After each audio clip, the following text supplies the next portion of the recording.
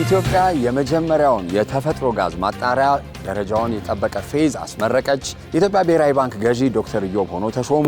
አሜሪካ ውስጥ ያሉ ደግሞ የቴክ ድርጅቶችና የተለያዩ አይነት የውጭ ሰራተኞችን ማሰራት የሚፈልጉ ድርጅቶች በኤች1ቢ ቪዛ 100,000 የአሜሪካን ዶላር በአመት መክፈል አለባችሁ ተባሉ።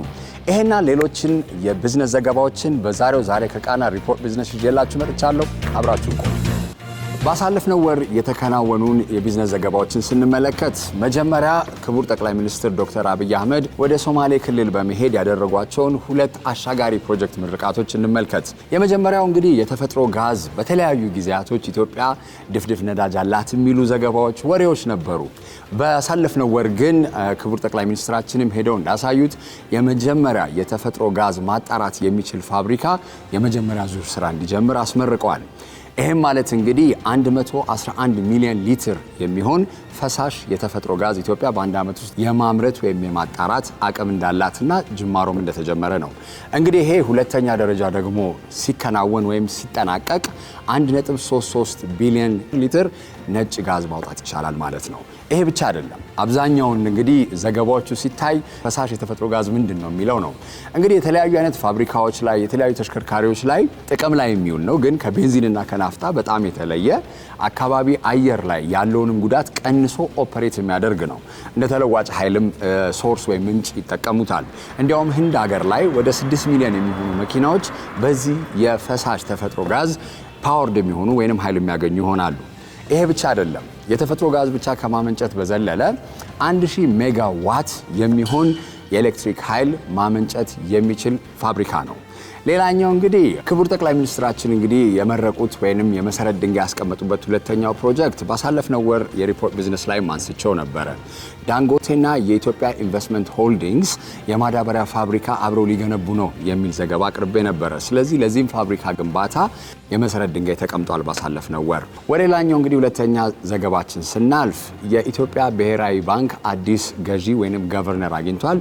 እሳቸውም ዶክተር ኢዮብ ተካልኝ ሲሆኑ ከዚህ በፊት የነበራቸው የገንዘብ ሚኒስትር ዴኤታ የነበሩ ሲሆን ከዛ በፊት ደግሞ ለ20 ዓመታት በላይ በተለያዩ አይነት የኢትዮጵያ ምጣኔ ሀብት ለማሳደግ ፊስካል ፖሊሲዎችን ፊክስ ለማድረግና ማሻሻያዎችን በአጠቃላይ የማክሮ ኢኮኖሚክ ፖሊሲ ማሻሻያዎች ላይ በጣም ትልቅ ተሳትፎና ትልቅ ሚና የነበራቸው ሲሆን ከግል ዘርፍ ላይም ደግሞ ኤስጂአይ ፍሮንቲር ካፒታል ላይ ዩኤንሲቲኤዲ እና በርካታ የሆኑ ዓለም አቀፍ ኢንቨስትመንትም ኢኮኖሚ ላይ የነበሩ ስለሆነ ይሄ ሹመት እንግዲህ በተለያዩ የምጣኔ ሀብት ባለሙያዎች ኢትዮጵያ የያዘችውን ማሻሻያ ወይንም የፊስካል ፖሊሲ ዘመናዊ ማድረግ አካታችነትና የተለያዩ አይነት ማሻሻያዎችን ማድረግ የሚያጠናክር ነው ተብሏል። ወደሚቀጥለው እንግዲህ ሲሄድ የአሜሪካ የተለያዩ ሲሊኮን ቫሊን አብሶ ብንመለከት ትልቅ ቴክ ድርጅቶች የሚሰሩበት እንደው ስልኮቻችንን ብናይ ሳምሰንግን ማንሳት እንችላለን፣ አይፎንን፣ እነዚህን ሁሉ ስናነሳ አብዛኛውን ጊዜ የፈጠራ ስራ ፕሮግራሚንግ ሁሉ ነገር ከጀርባ ያለው እኛ ሶፍትዌር የማይገባን ብዙ ሰዎች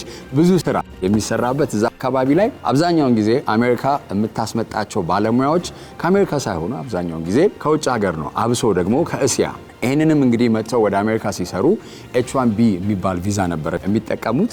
ሆኖም ግን ይህንን ቪዛ አሁን ድርጅቶቹ ማሰራት ከፈለጉ 100,000 የአሜሪካን ዶላር በአመት ለአንድ ሰራተኛ እንዲከፍሉ ታዟል። ይህም እንግዲህ ዶናልድ ትራምፕ አዲስ የጀመሩት የኢሚግሬሽንና በአጠቃላይ ሀገራት ጋር ያላቸውን ግንኙነት ጠበቅ ለማድረግ የያዙት ፖሊሲ ነው። እንግዲህ ኢትዮጵያ ውስጥ ያለ ወይም ሌላ ሀገር ያለ ግለሰብ አሜሪካ ውስጥ በቋሚነት ፐርማነንት ሬዚደንሲ ለማግኘት ከፈለገ 1 ሚሊዮን የአሜሪካን ዶላር ወይንም በ145 ሚሊዮን የኢትዮጵያ ብር ካለው ቋሚ ነዋሪነቱን ሊያረጋግጥ ይችላል።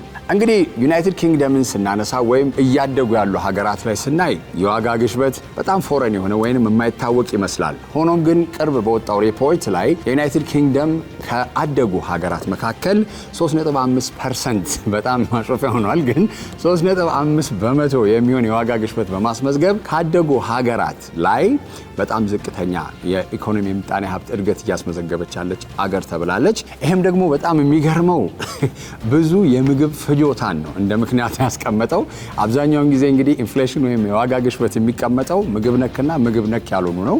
ግን ይሄንን ቁጥር በጣም ሊቀይር የቻለው ምግብ ነክ የሆነ የዋጋ ግሽበት ነው በሚል ሪፖርቶች ተደርጓል። ሪፖርት ቢዝነስ በዚህ ተጠናቋል። Last week I was reading a book that Yonael suggested, Unreasonable Hospitality. There's a lot of interesting topics that book raised. But more importantly, Yonail is now the general manager, or you're running as the CEO. Operations director. Operations Don't director. Get me fired. Don't get me fired. Yeah, I had a conversation with Thaddeus, his father, and the founder of Kuriftu Resorts and Spa, which is an amazing establishment. Congratulations on this long years of perfect services in hospitality. But I was just browsing through the book, and I was thinking, what is the mystery for the longevity of Kuriftu Resorts? Because there are resorts or hotels that open up here and there, but like sustaining, and especially during COVID, I actually had a conversation with him as well. We were Zooming, we did not have this in-person contact. But what is, the reason behind the longevity for Kuriftu? I guess, my father, he brought it to such a high standard back in the day. And then, of course, COVID came in, and then things dipped. There was no occupancy, we had no business. Yeah. And then I was inside the Ntoto Park for 9 months with him working on this project. And then when it came back, the business was starting to boom a little bit. Everybody was focused on domestic tourism. And then we kind of had to start running again. And then we had to rebuild. And what we realized is that Kuriftu is mainly focused on this Kaizen approach, on incremental improvement. So we really had to figure out what was our foundation, kind of refocus on our values, get all the directors' roles filled up again, because we have a corporate team that handles the standards and the more operational detail per department. For example, food and beverage director, rooms division director. After that happened, we kept on consolidating and really focusing. We have our monthly meetings, monthly inspections. We take every single guest feedback very seriously. Without feedback, we would be nothing at this point. It comes through word of mouth, somebody calling me and yelling at me saying, how could this happen? It could be from social media, TripAdvisor. So we take feedback very seriously, and then this has helped us to keep on moving forward, because you know what your faults are on a daily basis. So you see the gaps as you're doing periodic assessments or evaluations. You will get to see what's working, what's not, and then try to formulate it in a better manner. I agree. So taking risks in hospitality, and by the way, the regions and the spaces you guys pick are just insane. That's what I mean, because what is that, the confidence that comes with Thaddeus and you and your entire team, by the way, is very different. What is your reasoning behind scaling up? As you told me incremental, but how do you take that much confidence and say we're going to conquer this? I guess maybe the riskiest project that everybody was probably thinking about is the African Village. So this project, I think the idea came when I was might have been in college, and then my father already secured the land, and then he's been working on this project for years. And the location at the time, there was not much, just he saw a view of Addis Ababa, like a 360-degree view, and he said, I have to build something here. He's really been thinking about Pan-Africanism, how can we push this theme? So he said, why don't we put one villa for every single African country? So as a result, that concept came from there. So at the time, a lot of people, because of security risks and issues, they didn't have much confidence in the project. But regardless of that, my father really doesn't care. I know. When it comes to risk, he goes straight at it. So we said we need to really just bunker down on what is our theme, what is our core concept, how are we going to drive people to come there? Because there's hotels opening up left and right, resorts opening up left and right, cafes, restaurants. Our market is being diluted.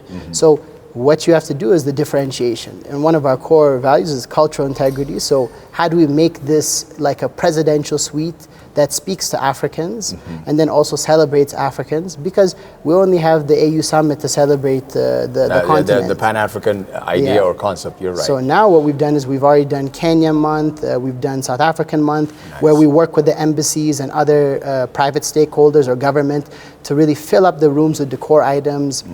On top of that, we bring in a chef from their country.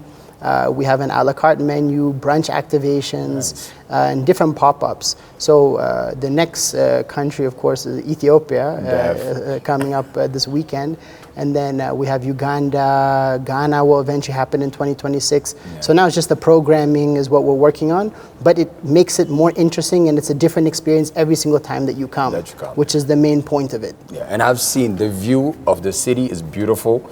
It's a panorama. I tried to take a picture of it with my phone, I couldn't get it through. But it's a very, very beautiful view. So amazing work on that. Thank you. So as you're progressing, different kinds of teams you have to select and different kind of projects. Like, how involved are you, one, and like in the project selections, and what makes you like more invested in growing more, and what keeps you pushing there? So when it comes to the project selection, it's usually with our CEO. If he finds something interesting, then he'll say, let's all take a look. We'll do a site visit. Everybody will complain or they'll be on the same side. Yeah. And then if it's really the best idea, we'll all side with him and then we'll just start. Not really based on feasibility studies and too much, this and that. If it was my way, I might do some different things, but this worked this way so far. Even when it comes to expansions, it's based off of a whim, based off of a need, but not really based off of a study.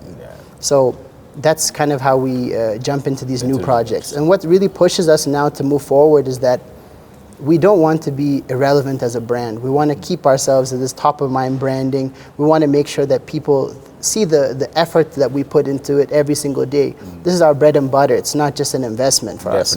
We want to be the pioneers for African hospitality. We want to be bringing our brand not just within Ethiopia, but outside to the continent and beyond. And for that to happen, you need to take it seriously. You need to make sure that your SOPs are intact, that your design process is intact, and that whatever project that you work on has full energy, because we have a lot of projects. So the biggest way to really go down is when you neglect your existing properties. That's why we always have to keep on improving. That's amazing.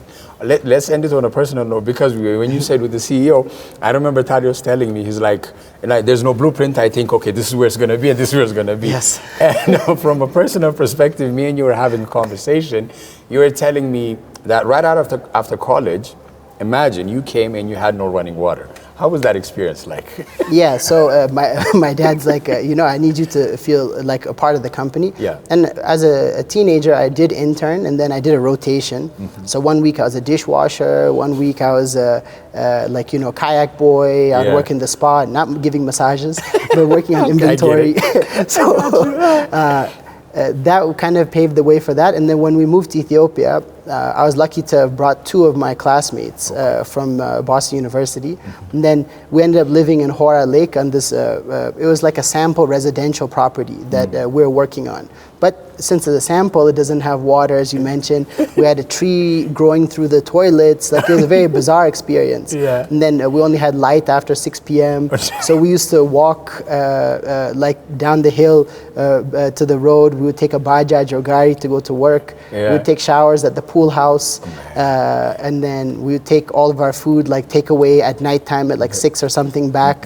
You don't want to encounter the hyenas. Like, how long did this last for, bro? It was about like 6 months, and then the last straw was that they found a gigantic snake in my room. And then my mom was like, he has to come to Addis. So right now? Yeah, so then I joined the marketing department, then food and beverage, operations, and I'm here in operations now. Amazing. So what's next for Kuriftu? What are you guys planning? Lots of different things. We have Arba Minch that's going to be finalized hopefully in January. This is like 54 rooms, hydrotherapy pool, beautiful conference facility. The massage rooms are individual villas, even the hammam, the gym. Might have like a small water feature as well for the kids, and then virtual golf is going to be there as well. Amazing. We want to really push it to the next level, and we have also 2 restaurants, so that's going to be more of a high-end property that we want to contribute to that area. Yeah, and Arba Minch is a very beautiful scenery. Oh yeah, and the competition is amazing there, and the business flow is amazing. Even to go there, it takes like a week to book a flight. Right. So the demand is already there, so it's perfect for us. Outside of that, we're working on a project in Samara that's like 64 rooms, and then Awash we're expanding. We'll probably reopen the 10 rooms very soon, but we're adding another 32 rooms, each with their own swimming pool. Same thing with Arba Minch as well. Okay. Because we want people to also enjoy their private spaces. That's what's up. Other than that, everything else is hush hush for now. he's not spilling the beans. Well, so thank you, Yonael. Thank you for your time and good luck. Thank you. All right.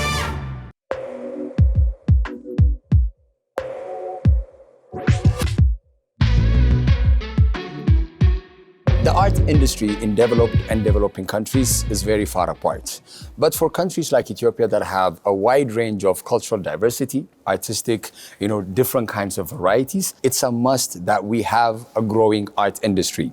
And one of the guys that has been spearheading this art sector is Masai. Masai is like now, I don't know, the creative director, founder, or like of Addis Fine Art.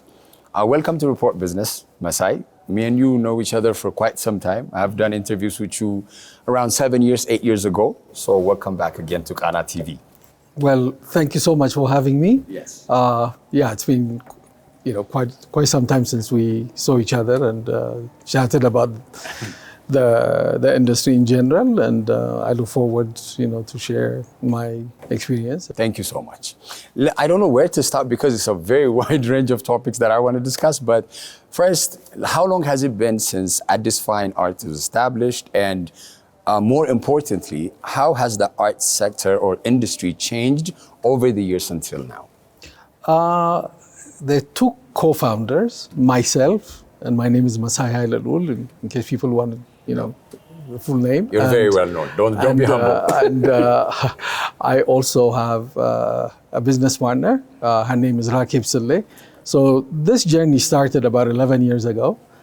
We set up our first gallery space here in Addis, early 2016. And 6 months after that, we set up a London gallery. And it's been a long journey in terms of how things have evolved in the last 11 years since we've been doing this. Initially there's been quite a lot of successes, meaning that quickly we started going to some of the big art fairs all over the world, from New York to Paris, London, even on the continent itself, Lagos, Cape Town, Dubai and whatnot. But the art business is kind of cyclical, and the last 2 years have been very challenging, internationally speaking. And then when we come back and look at the growth here in Ethiopia, it's a mixed bag. I've been more or less doing this on and off for the last 25 years, so it's a long journey. However, recently, the last few years, there's been a lot of challenges here in terms of,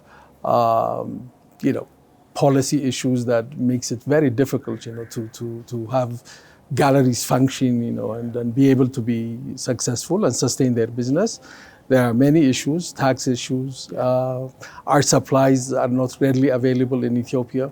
I'm kind of embarrassed to say that, there's 130 million people in Ethiopia, and there's not even one single art supply store. Oh yeah, a whole 360 that supplies just art materials. Yeah, you can't go one place and buy everything that you need. Exactly. You have to call so and so and ask your cousin. That's a business idea for you guys out there. Seriously, yeah. No, it's been very challenging, to be honest with you. And then there's tax issues, because I have to confess, when we sell an artwork, we split it 3 ways. The government takes 1/3, we take 1/3, the artist takes 1/3. And that's just not sustainable, to be honest with you. It needs a lot of support. For that reason, galleries come, they open, they close, they open, they close. And I'm hoping that somebody will look at this and say, look, we need to do something about this. Yeah, and we need to support the art industry because it's one of the ways that, like I said in my introduction, that Ethiopia having a wide variety of cultural, heritages, that's one way to put it out there and introduce Ethiopia as well. So, with coming of technology nowadays, I think the art industry has evolved, being from a camera to a phone, from a painting to NFT. Like, it has evolved so many ways. How is technology affecting the art industry, if there's any? Well, it's still kind of a conservative industry, which is very, uncomfortable adopting new technology, simply because the people who are involved in it, they're old school, and when you bring in technology, especially these days with NFTs and whatnot, illustrations and stuff, the whole ecosystem is still trying to figure out how to adapt. Some have done that, and some are still struggling. But, it's encouraging to see that, technology has somewhat evolved in a way that is also beneficial for the galleries, for the museums and whatnot. But there's still a lot of challenges, because when you start bringing technology that can immediately produce multiple artworks or artworks. So, the supply is going to be much more. Yeah, so that is still a challenge for the industry as a whole. Okay, so now you're operating. I've seen you operating in Africa, the UK, even in the States. From the market now, we are not even considering it as a lifestyle. We consider it a luxury, which is right, at some point, because there are certain things that make it luxury. Maybe the price tag, maybe the affordability. But how do you describe art to be a way of life or a lifestyle addition, or in interior design, decorations? There are many levels. You can buy an art piece because you love it, you want to live with it. You want to see it every day and enjoy it, which is fine. And, prices might be somewhat accessible for those purposes. But galleries, especially galleries who tend to want to promote artists in the international markets and find them, the buyers or the institutions to acquire the works, then they become, proper collectible works. And that means, you have to do your homework. Why do you have to spend $5,000 on a piece, $10,000 on a piece? Yeah. And it should be looked at not only just for its aesthetic purposes, but also, seriously think of it as an investment, as an asset. That's what's kind of lacking here. And hopefully with time and with the effort that we're putting into this, hopefully people can also think of it in terms of hey, I can buy this and I can, pass it on to my kids, I can sell it, 10 years and actually, it will actually accrue more value as it goes, because in the developed worlds, it's actually an asset where liquidity is not there. Most of your cash or your value is invested in art and stock. So art is one way of a secure investment where you can sell it off. Yes, and that's what we are trying to educate here. I'm sad to say that we don't have a collector base yet. There are a few people who buy simply because they see value in art, but that is not the case in Ethiopia yet. And that needs to change, because we have to join the rest of the world, and we need more Ethiopians, to appreciate, especially these amazing artworks done by these amazing Ethiopian artists. I mean, today I can tell you I was about to ask you, what do you have showing at your gallery at the moment so people can go? Yes, we have a lady by the name of Addis Kidan. Addis Kidan Ambai was educated in the US, but she's been back here for over 20 years. She does paintings, she does sculpture works, and I'll be very happy for people to come and have a look at her work. And in fact, I can extend an invitation for people to come. This Saturday, we also have a program to address some of the challenges I just shared with you. Yeah. So 4 to 7, you're more than welcome.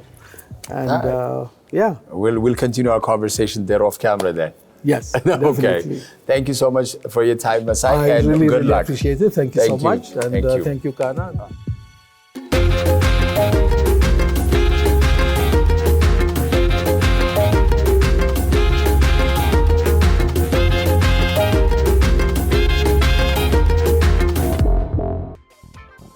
ሰላም እንዴት ናችሁ? አርሴማ ነኝ። በየወሩ ወደ እናንተ ይዘን የምንመጣው ሪፖርት መዝናኛ ፕሮግራም ጀምሯል። በቅርቡ በዴይስ ቲቪ አቦል ቲቪ ላይ መተላለፍ የጀመረው ባሻገር ድራማ በጣም በብዙ ተወዳጅ እያገኘ ይገኛል። እኛም ምንድነው ስለዚህ ድራማ ያለው ነገር በማለት የፊልሙ ፕሮዲዩሰር የሆነውን ፍሬሰላም በቀለን ወደ ስቱዲዮ ጋብዘናል። ከሱ ጋር በኋላ ቆንጆ ቆይታ ይኖረናል። ታዲያ ከጋበዝናቸው ሰዎች መካከል እሱ ብቻ ሳይሆን በተጨማሪም ስለ ድራማዎች ከሂማ ስለ ቃና ላይ ስላለ አዲስ ነገር ስለ ድራማዎቻችን ትነግረናለች።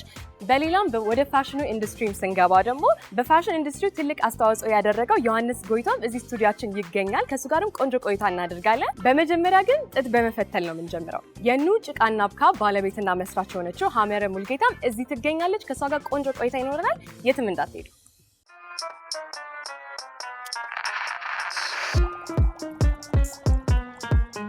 እሺ ተመልካቾቻችን አሁን የሚገኘው ኑ ጭቃና አብካ እያለች ልጅነታችን ከምታስታውሰን የኑ ጭቃና አብካ ባለቤትና መስራች የሆነችው ሀመረ ሙልጌታ ጋር ነው። እንኳን ደህና መጣሽ። እንኳን ደህና ቆየሽኝ። ስለመጣሽ በጣም ደስ ብሎኛል። እኔም በጣም ደስ ብሎኛል። እዚህ ጋር ደግሞ በጣም ደስ የሚሉ ነገሮች እየታዩ ነው። እስቲ ምንድነው? ዛሬ እንግዲህ ልፈትንሽ ነው ትንሽ ያው አይሽ ታውቂያለሽ፣ ግን ሞክርሽ ታውቂያለሽ ብዬ ያላሰብኳቸው ነገሮች ይዤ ለመምጣት የሞከርኩት ካሉት ነገሮች ውስጥ ጥቂቶቹን ነው። ጢባጢቤ ሞክርሽ ታውቂያለሽ? ሞክሬ አላውቅም፣ ግን ሰምቼዋለሁ። ቅጠሏን ለየት ያለች ናት አክቹዋሊ፣ ግን ያው እስቲ ትጫወቻለሽ በኋላ። እንዴት ነው በዚህ ጫማ? ያው እኔም እንደዛ እንዳትዪ የኔም ጫማ እንዳንቺ ነው፣ አሳይሻለሁ። ይሄ ደግሞ ጥጥ ነው። እንግዲህ ጥጥ ያው ሁልጊዜም አብሮን ያለ ነገር ነው። ልብሳችንም ኑሯችንም ላይ ሁሉ ነገር ላይ ያለ ነገር ነው። ይሄን ደግሞ እኛ ካልቸራሊ የመጣንበት ነገር ነውና ሰው ከዚህ ጋር በዚህ ውስጥ ልጆቻችንን ማስተማር ከሚለው ጋር ነው። ለዛ ነው ይሄን ይዤ የመጣሁት። ደስ ይላል በጣም። ጥጥ መፈተል አይቻቃለሁ ብዙ ጊዜ ቲቪ ላይ እናቶችም ሲሰሩት፣ ግን ሞክሬ የማውቀው ነገር አይደለም። በጣም ደስ ይላል። ልታስሞክሪኝ ግን አይደለም? እየሰራን ልጠይቅሽ። ደስ ይለኛል። ይሄ ያው እንዝርት ይባላል። እንዝርቷን እንደዚች ቀስ አድርገሽ ማዞር ነው። ከዛ እዚህ ጋር ደግሞ ጥጥ አለን፣ ፍሬው የወጣ ማለት ነው። የጥጥ ፍሬው እነዚህ ብዙ ጥጥ ፍሬዎች አሏቸው። ይሄንንም ማውጣት ራሱ አንድ ስራ ነው። ጥጥ መፈልቀቅ ይባላል። እቺን ስትፈለቅቂ እንደዚህ እየተደረገች ሳብ ነው የምትደረገው። መፈልቀቁም እዚሁ ስራ ነው የመፈተሉ። ጥጥ ከየት ነው እንደሚመጣ ታውቂያለሽ? አላውቅም። ገምች እስቲ። እንትን አለ ቅጠል፣ ይሄ ፒክ እንደሚደረግ አቃለ ፕላንት መሆኑን አትሊስት ብዙ ጊዜ ልጆች ስንጠይቃቸው ከበግ ነው ምናምን ይሉናል እና ከፕላንት ነው። ከዛ በኋላ ጥጡም እንዲካወጣሽውን በኋላ እንዲ ቡጭቅ ያሉ ስለሆኑ ዌልድ መሆን አለበት፣ መያያዝ አለበት። እሱ ደግሞ ማባዘት ይባላል። ስለዚህ አንድ ላይ ጥጦቹን እናገናኛቸዋለን ማለት ነው። ስለዚህ በእንዝርታችን ጥጧን ስትይዥ እንደዚህ ነው። ጥጡ ወደ ኋላ መሆን አለበት። አብሮ ከሆነ እዚህ ውስጥ ከሆነ ሙቀትም ይዘዋል ይጠባበቃል ማለት ነው። ስለዚህ ብትን ያለው እንዲቀጥል ከእጅሽ ወደ ኋላ ነው የሚሆነው። ትንሽ የጫፏ እንደዚህ ነካ ታረጊና እንግዲህ እንዲች ያደረግሽ ያሽከረከርሽ ገመድ ትሰሪያለሽ ማለት ነው። እሺ እንደ ክር ነው የሚሰራው። ከዛ በኋላ እቺ ነው እንግዲህ ተጠቅልላ ልብስ የሚሆነው ማለት ነው። ጨዋታ ነው የሚመስለው። ደስ ይላል። በጣም ደስ ይላል። ከዛ እቺን ወደዚች እንመልሳታለን። የመጀመሪያው መጀመር ሊከብድሽ ይችላል፣ ግን በጣም ቀላል ነው። ከዛ ግን ይወጣና ከእንደገና ልክ አሁን ይሄ እንደዚህ የተደረገ ሲመጣ ይሄ እንደዚህ ይሞላል ማለት ነው። እዚህ ውስጥ ገባሽ? እቺ አሁን እንደዚህ ውስጥ ገብታ የምትሞላ ናት። በቃ አንድ ሙሉ በዚህ ልክ ይሆናል ማለት ነው። በጀመርሽበት ልሞክረው መሰለኝ። ይቻላል ሞክሪ። ከዛ ይሄ አንድ ልቃቂት ይባላል። ይሄ ብዙ ጊዜ ይችኛዋ ናቷን እኩል ነው የሚያደርጓት። ከዛ በኋላ በዚህ ነው እንግዲህ የሚሸምነው ሸማኔው፣ በዚህች ነው የሚቆጥረው። ስለዚህ ይሄን የሚያክል ጎበዝ እንደ መጀመሪያም አትመስይም፣ ጎበዝ ልጅ። ሸማኔ ይሄንን ይቆጥርና ይሄን ያህል ከመጣልኝ ጋቢ ይወጣል፣ ይሄን ያህል ከሆነ ነጠላ ነው እያለ በዚህ ቁጥር ነው የሚለካው ማለት ነው። ስለዚህ እቺ አንድ ልቃቂት ትባላለች። ከዛ ሸማኔው ጋር ሲሄድ ደግሞ በዚህ ይጠቀልላታል፣ መወርወሪያ ውስጥ መግባት እንዲችልለት። በዚህ ደግሞ ተመልሳ ትጠቀልላለች ማለት ነው። ስለዚህ እንግዲህ ጥጥ ይሄን አሁን እኛ ዋናው ምንድነው ኑ ጭቃና አብካ ሀሳቡ ልጆችን ከወላጆቻቸው ከተፈጥሮ ከማንነታቸው ማገናኘት ነው። ስለዚህ ያንን አንዱ የምናገናኝበት መንገድ ወላጅና ልጅ ሲገናኝ አሁን ያሉት ልጆች የሚያውቁት እውቀትና ወላጆች ደግሞ የምናውቀው እውቀት በጣም የተራራቀ ነው። ቴክኖሎጂውን በጣም አግዟቸዋል ልጆቹ። ስለዚህ ርቀናል። ስለዚህ እኛ ማጫወት ያለብን ወይም ማናገር ያለብን በእኛ ቋንቋ ነው፣ በኖርንበት ነው። ስለዚህ በዚህ ውስጥ አብረሽ ስታሳልፊ ከልጆችሽ ጋር ታሪክ ይነግሯቸዋል። አያቴ፣ እናቴ፣ ልብሳችን ይሄ እያሉ መናገር ይችላሉ። መጫወትም ለእነሱም ይህንን መስራት ቀላል ነው ለወላጅ። ልጅ ደግሞ ፋሲል አሁን አንቺ ደስ እንዳልሻል ልክ እንደዛ ልጆቹ ደግሞ በጣም ያስደስታቸዋል ማለት ነው። ስለዚህ ከዛ ውስጥ ከኑሯችን ወይም የሴሪየስ ሆኖ የተኖረውን ኑሮ ወደ ጨዋታም አምጥቶ ከልጆቻችን ጋር ኢንጌጅ የምናደርግበት አንዱ መንገድ ጥጥ ነው። በሚል ነው ይሄ ሀሳብ የመጣው። በጣም ቆንጆ ሀሳብ ነው ለመናገር። እኔ ራሱ ኑጭቃና አብካ ብዙ ሶሻል ሚዲያ ላይ እናየዋለን። እንደ እውቀት መሰብሰቢያ ቦታ ብቻ ሳይሆን የሚመስለው የጨዋታም ለልጆች ለአዋቂዎችም ሁሉም የሚሆን ቦታ ነው። እውነት ነው። ጀስት ከኪዩሪዮሲቲ የተነሳ እንዴት ግን እንደዚህ አሰብሽ ልትጀምሪ? ፕሮግራሙን ወደዳችሁት? ይሄንንና ይሄን የመሰሉ ፕሮግራሞች እንዲደርሷችሁ የቃና ዩቲዩብ ቻናልን ሰብስክራይብ አድርጉ። እንግዲህ ያው ሁላችንም በዚህ መንገድ ነው የመጣ ነው። እኔ ሰዓሊ ነኝ፣ ባለቤቴም ሰዓሊ ነው። አርት ውስጥ ነው ያለ ነው።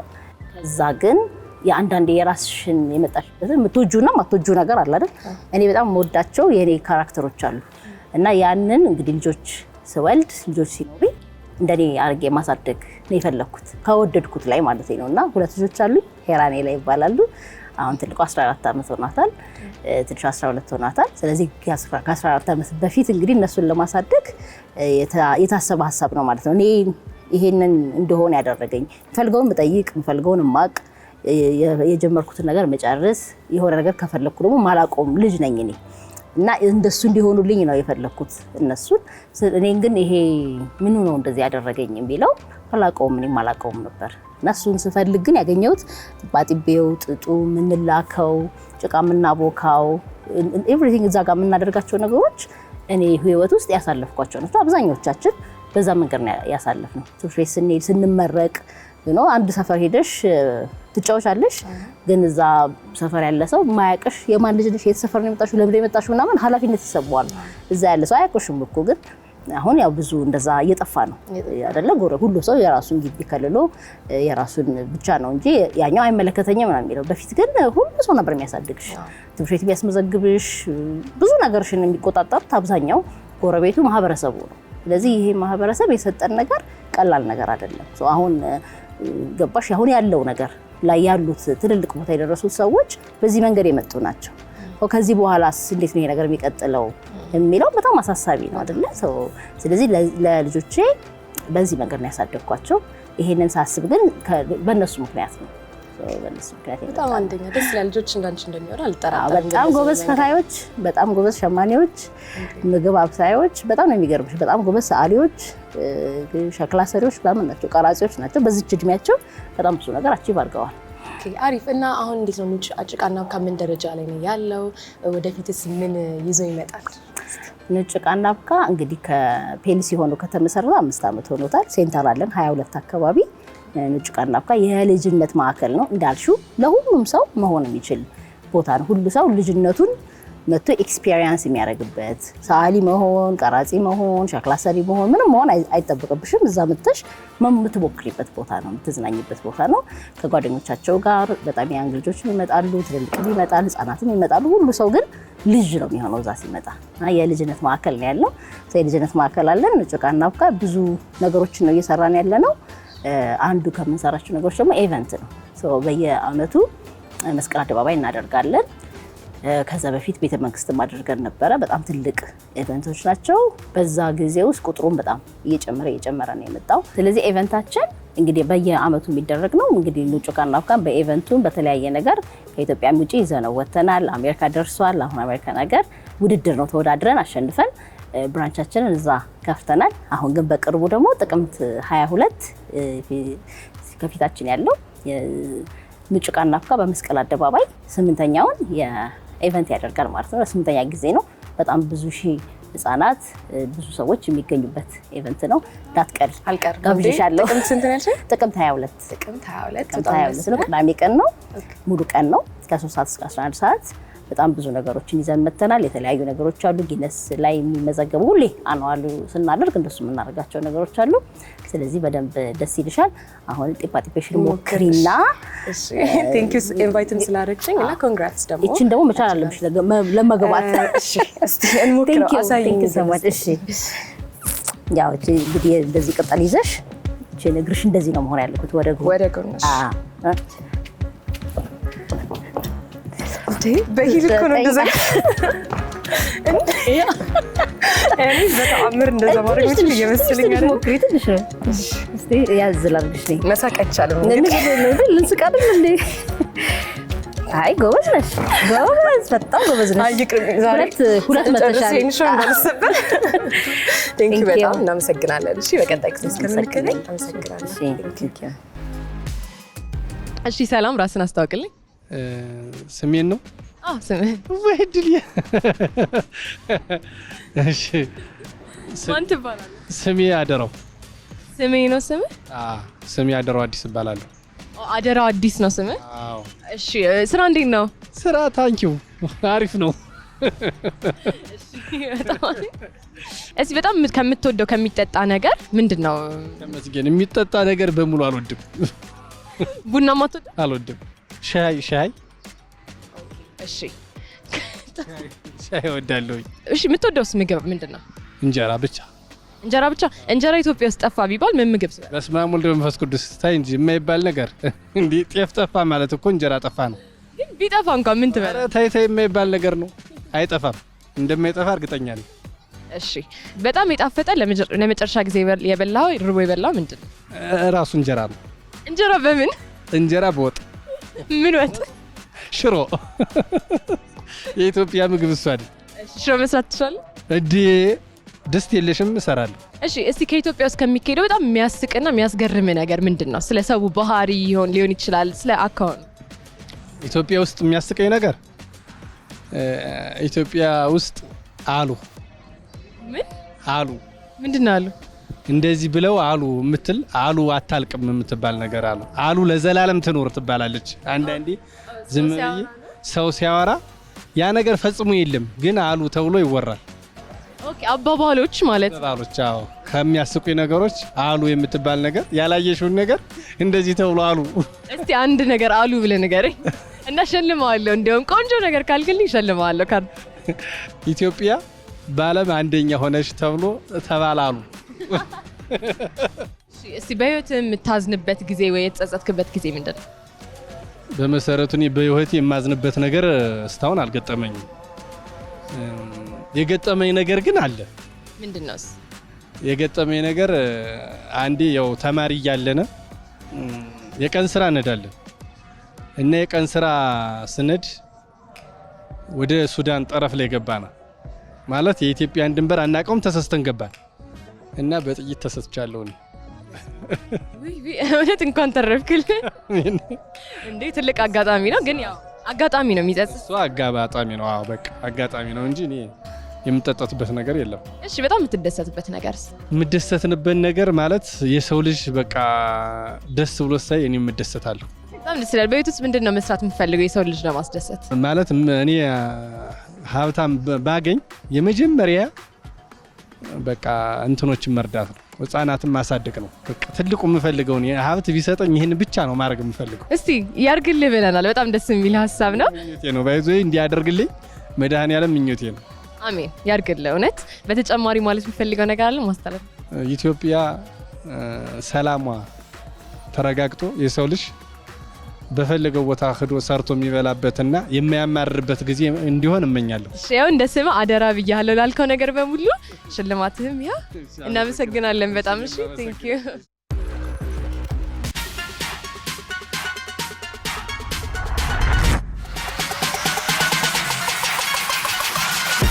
ተመልካቾቻችን አሁን የምገኘው ከስታይሊስት ዋይጂ ወይም ዮሐንስ ጎይቶም ጋር ነው። እንኳን ደህና መጣ ወደ ስቱዲያችን። እንኳን ደህና ቆየሽ። እሺ እንዴት ነህ? አለሁ እግዚአብሔር ይመስገን። እንደምን አለሽ? አለን እግዚአብሔር ይመስገን። እስቲ ዛሬ ሲንስ እኔ ራሱ ላቀርበው ያሰብኩት በጣም ለየት ያለ ስራዎችን ትሰራለህ። ኢትዮጵያ ውስጥ ስታይሊስት አልተለመደም፣ አዲስ ነገር ስለሆነ እስቲ ስላንተ በደንብ ማወቅ ፈለግን። ራስህን ባጭሩ አስተዋውቅልን። ለምን ያህል ጊዜ እዚህ ቢዝነስ ውስጥ እንደቆየ ባጠቃላይ። እሺ ስሜ ዮሐንስ ጎይቶም ይባላል። የዋይጂ 2015 እና የስታይሊስት ዋይጂ መስራችና ክሬቲቭ ዳይሬክተር ነኝ።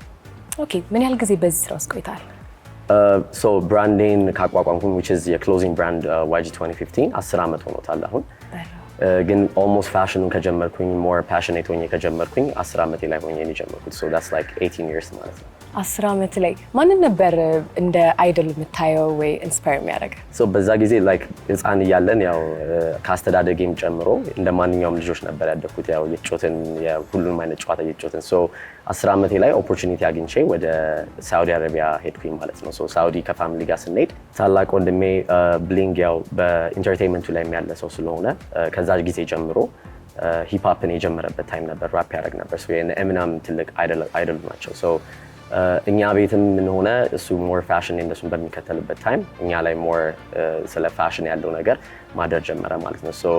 ከዛ ነው የተጀመረው። ከዛ ተነሳን። ከዛ ያው ሚውዚክ ቪዲዮዎችን በማየት የተለያዩ ሂፕሆፕ በዛ ጊዜ በነበረው ኤምቲቪ እዛ ላይ በሚለቀቁ ሚውዚክ ቪዲዮዎች ነበር ማየው።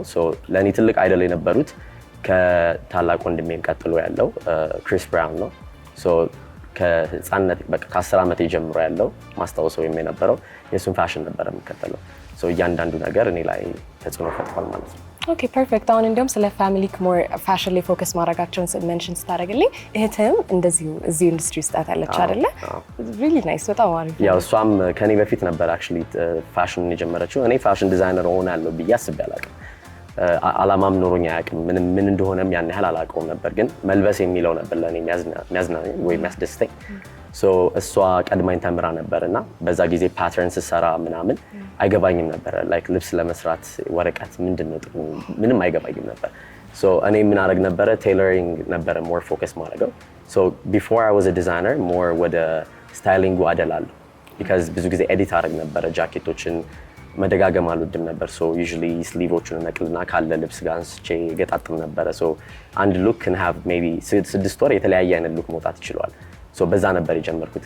4 ኪሎ ነው ሰፈር የነበረውም እና እዛ አካባቢ ሙሉ ሰፊዎች በአጠቃላይ ብዙ ሰፊ ስለነበረ ዩዥሊ እዛ እየሄድኩኝ ነበረ ማሰራው ማለት ነው። ፐርፌክት። አሁን ቆይ አንድ ሉክ ለመፍጠር ምን አይነት ክሬቲቭ ፕሮሰስ ታልፋለህ? እንዴት ነው እስቲ ላይክ ዋክ ልታደርግ እንችላለን በዛ? Yeah, for sure. As a designer ብዙ አይነት ስቴፖች አሉት። ሰው የሚመስለው ጨርቅ ብቻ ተነስቶ ጨርቅ ተይዞ ቆርጦ ብቻ መስፋት የሚመስለው አለ። ግን the main idea ከጀርባ ያለው ያው የምትሸጪው ስቶሪውን ነው። ስቶሪ ቢልድ አፕ ነው የመጀመሪያ ነገር። አይዲያ ዴቨሎፕመንት ኤንድ ጀነሬሽን ይባላል። ያየሽውን ኢንስፓየር የሚያደርግሽን ነገር it could be anything ህንፃ ሊሆን ይችላል፣ ኤኒቲንግ አርኪቴክቸራል ሊሆን ይችላል፣ ካልቸር ሊሆን ይችላል፣ ኤኒ አርት ኔቸር ኤኒቲንግ ኢንስፓየር ሊያደርግ ይችላል። በሱ በመነሳት እሱን ፎቶ ይነሳና የእሱን አይዲያ ብሬክ ዳውን ታደርጊዋለሽ ማለት ነው። እሱን ብሬክ ዳውን ስታደርጊ እጅ ሊወጣ ይችላል፣ የአንገት የተለያዩ ኔክ ሼፖች ሊወጡ ይችላል። ዲፍረንት ካትስ ይወጣዋል ማለት ነው። የምናየው ነገርን ነው ወደ ልብስ የምንቀይረው። እሱን ይያዝና ከዛ በኋላ ከለር ፓሌት ትመርጫለሽ። ምን አይነት ስታይል ነው የምትከተዩ? ከአንቺ ጋር መሄድ ነገር ነው፣ ስትሪት ዌር ነው። የተለያዩ ስታይሎችም ስላሉ ሲሉዌቱን በመከተል እያንዳንዱን ፕሮሰስ ከዛ ወደ ፓተርን ሜኪንግ ይገባል። ፓተርን ድራፍት ይደረጋል። ኢዘር በኳርተር ስኬል ኦር በትልቅ ስኬል ይሰራል። ከዛ ወደ ጨርቅ ይገባል። ዳይሬክትሊ ጨርቅ ላይ አንገባም ቢካዝ ጉዳቱ ብዙ ስለሆነ ጨርቅ ያው የምታወጪው ዋጋም በጣም ብዙ ስለሆነ ከሱ በፊት መሞከሪያ ካሊኮ የሚባል ነገር አለ።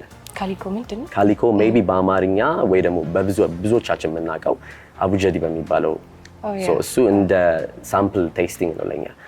በሱ ነው መጀመሪያ ያን ልብስ ዳይሬክትሊ ይወጣል አይወጣም የሚለውን ካየም በኋላ ልክ እርግጥ ሲሆን ነው ወደ ዋናው ጨርቅ የምንገባው ማለት ነው። ኦኬ ዋው። ማለትም በጣም ብዙ ፕሮሰስ ነው ያለው፣ ረዥም ነው እና ብዙ ጊዜ ሰው የማየው ደግሞ ዘሎ ወደ ጨርቅ ሲገባ ምናምን ነው። አልለመድኩም እንደዚህ። አሁን ደግሞ በጣም ኪዩሪየስ ያደረገኝ ነገር ቢኖር ኢትዮጵያ ውስጥ ስታይሊስት መሆን እንዴት ነው? ምንድን ነው ቻሌንጅ ውስጥ? አክቹሊ በጣም ብዙ ቻሌንጅ አለው። አንደኛው ዓላማ ምንም ስታይሊስት ብዬ የጀመርኩበት ምንድነው ፕሮብሌም ሶልቨር መሆን መቻል አለብሽ። ቢዝነስ ማለት እሱ ነው። አስ አን አንትረፕረነር ምናምን ስታስቢ ምንድነው ያልተሰራን ነገር የምታየው ነገር ከተማው ላይ ምንድነው የሚጎለው ነገር። እኔም ብዙ ፐርሲው አላረኩበትም ቢካዝ የዋይጂ 2015 ደግሞ በጣም ይፈልጋል ስራው ብዙ ነገር ይፈልጋል። ኮሌክሽን ሜኪንግ አለው። ያኛውን ኦን ደ ሳይድ ነው የምሰራው ያለሁት እና ሮ ማቴሪያል ብዙ ነገር አይገኝም። ኢቭን ካሉት ራሱ ከተለያዩ ሾፖች እንኳን ይዞ ለመምጣት አዌርነሱ ብዙ የለም። በምን ያህል ደረጃ ይሰራል የሚለውን እውቅና ብዙ ስላልተሰጠው ስታይሊስት የሚለው ገና ብዙም ሰው ብዙ እንትን አይለውም። አሁን ደግነቱ ከብዙ ካምፓኒዎች ጋር which is የተለያዩ ማስታወቂያ በሚሰሩ ታይም ያው የስታይሊንግ ጥቅሙ ከጠየቅሽኝ ራሱ ብዙ ሰው የሚመስለው ጀስት ልብስ ማልበሱ ይመስላል። ፕሮግራሙ ተመቻችሁ? ይህና መሰል ፕሮግራሞችን ለማግኘት የቃናን ዩቲዩብ ቻናል ሰብስክራይብ ያድርጉ። ግን ስታይሊንግ ትልቁ ኢምፓክት ኢሜጅ ቢልድ አፕ ነው። የሚወጣው ነገር ኢሜጁ እያንዳንዷ ነገር በደንብ ፎከስ ተደርጎ በደንብ ፕላን ተደርጎ እንደተሰራ ያስታውቃል ማለት ነው። ከጀርባ ያለውን ስቶሪ ቴሊንጉን በልብስ መግለጽ ይቻላል ማለት ነው። ትልቅ ፈተና ነው ኢትዮጵያ ውስጥ ስታይሊንግ በአጠቃላይ። ግን እስኪ አንድ በአንድ ቀስ እያልን ያው ብዙ ልጆች አሉ ማያቸውም አፕካሚንግ በጣም ጎበዞች በደንብ ፑሽ ማድረግ ያለባቸውም ቢካዝ ኦልሬዲ ኦዲየንሳችን በጣም ብዙ ነው። ኦልሞስት 130 ሚሊዮን ህዝብ ባለበት ላይ ብዙ ኢምፓክት መፍጠር ይቻላል ብዬ ስለማስብ ማለት ነው። ግን የሰው አቀባበልስ ማተር አያደርግም? ከድሮ ዘንድሮ ይሻላል። እኔ ከጀመርኩበት ታይም አንጻር ያየሁት ስመጣ አሁን ላይ ቢካዝ ሴቶች ዌል ድሬስድ ናቸው። ለመዝናናትም ለምንም ሲወጣ ሰው ልብስ የሚለው የመጀመሪያ ነገር ነው። አንዳንድ ሰው እንዲያውም ከምግቡ ይልቅ ልብሱን ያስቀድማል። ይሄ በእኛ ኢንዱስትሪ ትልቅ ነገር ነው። ያው ተቀባይነት እያመጣን ነው ማለት ነው። ሞር ደግሞ ይሄ ስቶሪ ቴሊንጉን አሳምረን ካልቸር ላይ ቤዝ ያደረገ ኢትዮጵያን ሊገልጽ የሚችል ወይ የራሳችንን ባህል ያለንን ነገሮችን ሊገልጽ የሚችል ነገር ኢንፊውዝ ካደረግን በዚህ እድገቱ ይመጣል ማለት ነው። ኦኬ እንዲሁም መጣህልኝ አንተ ራሱ ላይ ካልቸርን የሚገልጽ ከኢትዮጵያ ጋር እንዴት ነው አንተ ኖርማሊ ስታይል ስታደርግ ወይም ክሬት ስታደርግ አንድ ፋሽን እንትን የኢትዮጵያን ስታይል ሚክስ ለማድረግ ትሞክራለህ ወይ ሞር ወደ ሞደርኑ እየተጠጋክ ነው ሁሌ የምትሄደው? ኦኬ ስታይሊንግ በአጠቃላይ ስለ ስታይሊንግ ስናወራ መጀመሪያ የሚሰጥ ስቶሪ ወይ ደግሞ ሙድ ቦርድ አለ። እኔ ዲሳይድ ማድረግ አልችልም መጀመሪያ ላይ which is the ዳይሬክተሮቹ ወይ ፎቶግራፈር ሊሆን ይችላል ከኋላ ስቶሪ የሚያወጡት ቢልድ አፑን ይነግሩሽና እነሱ ለምሳሌ የሚፈልጉት ከለር ቲም ከዚህ ውጭ መውጣት አንችልም ብራንድ ላይ ስለሆነ የምንሰራው ማለት ነው። ለምሳሌ ይሄ ኮመርሻል ስታይሊንግ ይባላል። እንደዛ ሲባል እሱን ብሬክ ዳውን እናደርገዋለን which is እነሱ በሰጡን ከለር ውስጥ ከዛ ደግሞ ሞደርን ነው ምን አይነት ቀረጻ ነው የሚለውን እናይና ከዛ በኋላ የኔ ክሬቲቪቲ ይጨምራል ማለት ነው። ኢትዮጵያን ኤሌመንት ያስፈልጓል ከተባለ ብቻ ነው የምናስገባው። ሞደርን መሆን አለበት መውጣት አለበት ከተባለ ደግሞ ኮምፕሊትሊ ወደ ውጮቹ ሉክ እንቀይረዋለን ማለት ነው። ከዛ ውጭ ግን ፐርሰናሊ ብጠይቂኝ ለምሳሌ እንደ ኤዲቶሪያል ራሴ ማስነሳቸው ራሴ በምፈልገው ነገር ሲሆን ኦፍ ኮርስ ካልቸር ፊውዝ ሲሆን ሞር ኦዲየንሱን አብረሽ መነጋገር ትችላለሽ ማለት ነው። እንዲሁም የሆነ ጃኬት አይቼ ነበር ኢንስታግራም ላይ ፐፈር ሆኖ ምንድነው ጨርቁ የሚባለው? ሽርጥ ወይ ደግሞ ክሹፍ ይባላል። እንደዚህ መቼም ከዛ በፐፈር ተሰርቶ እሱም actually የዛሬ ስንት እሱ ነው the highest እስካሁን ድረስ ከሰሯቸው ትልቁን እይታ ያገኘውም ስራዬ እሱ ነው። ምንድነው like I think in volume ለህዝቡ አወራ እና ሰው ባልጠበቀው መልክ ነው የመጣው። የምናውቀው ጨርቅ ነው፣ ሽርጥ ነው። የተለያየ በሙቀት በምንም የሚጠቀሙት ነው። እኔ እሱን ያው that's creativity ማለት አዲስ ነገር ኢኖቬት ማድረግ ነው ያለውን ጨርቅም because የግድ ጥለት ስላስገባሽ አይደለም ኢትዮጵያዊነትሽ ምናምን የምትይው ሄሪቴጅ የተለያዩ ካልቸር አሉን ውስጡ በማስገባት በስዕል ሊሆን ይችላል በብዙ አይነት መልክ ማለት ነው። ያ ክሹፍ ነው ማለት ነው። ፐርፌክት። እሺ ከእኔ ደግሞ ካየሁት ከኢትዮጵያ ውስጥና ከውጭ ሀገር አርቲስቶች ጋር ብዙ ጊዜ ሰርተሃል። በጣም የታወቀ ነው እሱና በጣም የምትወደው your favorite ስታይል ያደረከው እስካሁን አርቲስት የትኛውን ልክ ነው እና ማን ነው? በጣም ከባድ ጥያቄ because እኔ ሁሉ ነገር at the moment ነው። እያንዳንዱ ሪፍሌክሽን at the moment ትልቅ ፕራይስ አላቸውና ለኔ አሁን ላይ የእንትና ነው ለማለት ይከብደኛል because አሁን ላይ እንዲያውም እንደዛ ከሆነ instead of ይሄ ሪሰንት ከነበሩት ይልቅ the first person እኔን እንግዲህ የፈርስት ከስተመሬ ማለት ነው የገዛኝ ሰው that would be my idol like ምክንያቱም በእኔ ተማምኖ የመጀመሪያ ልብሴን የገዛው 2015 ላይ የመጀመሪያ ሹራብ የሸጥኩት ማለት ነው። Can I ask ማን ነው?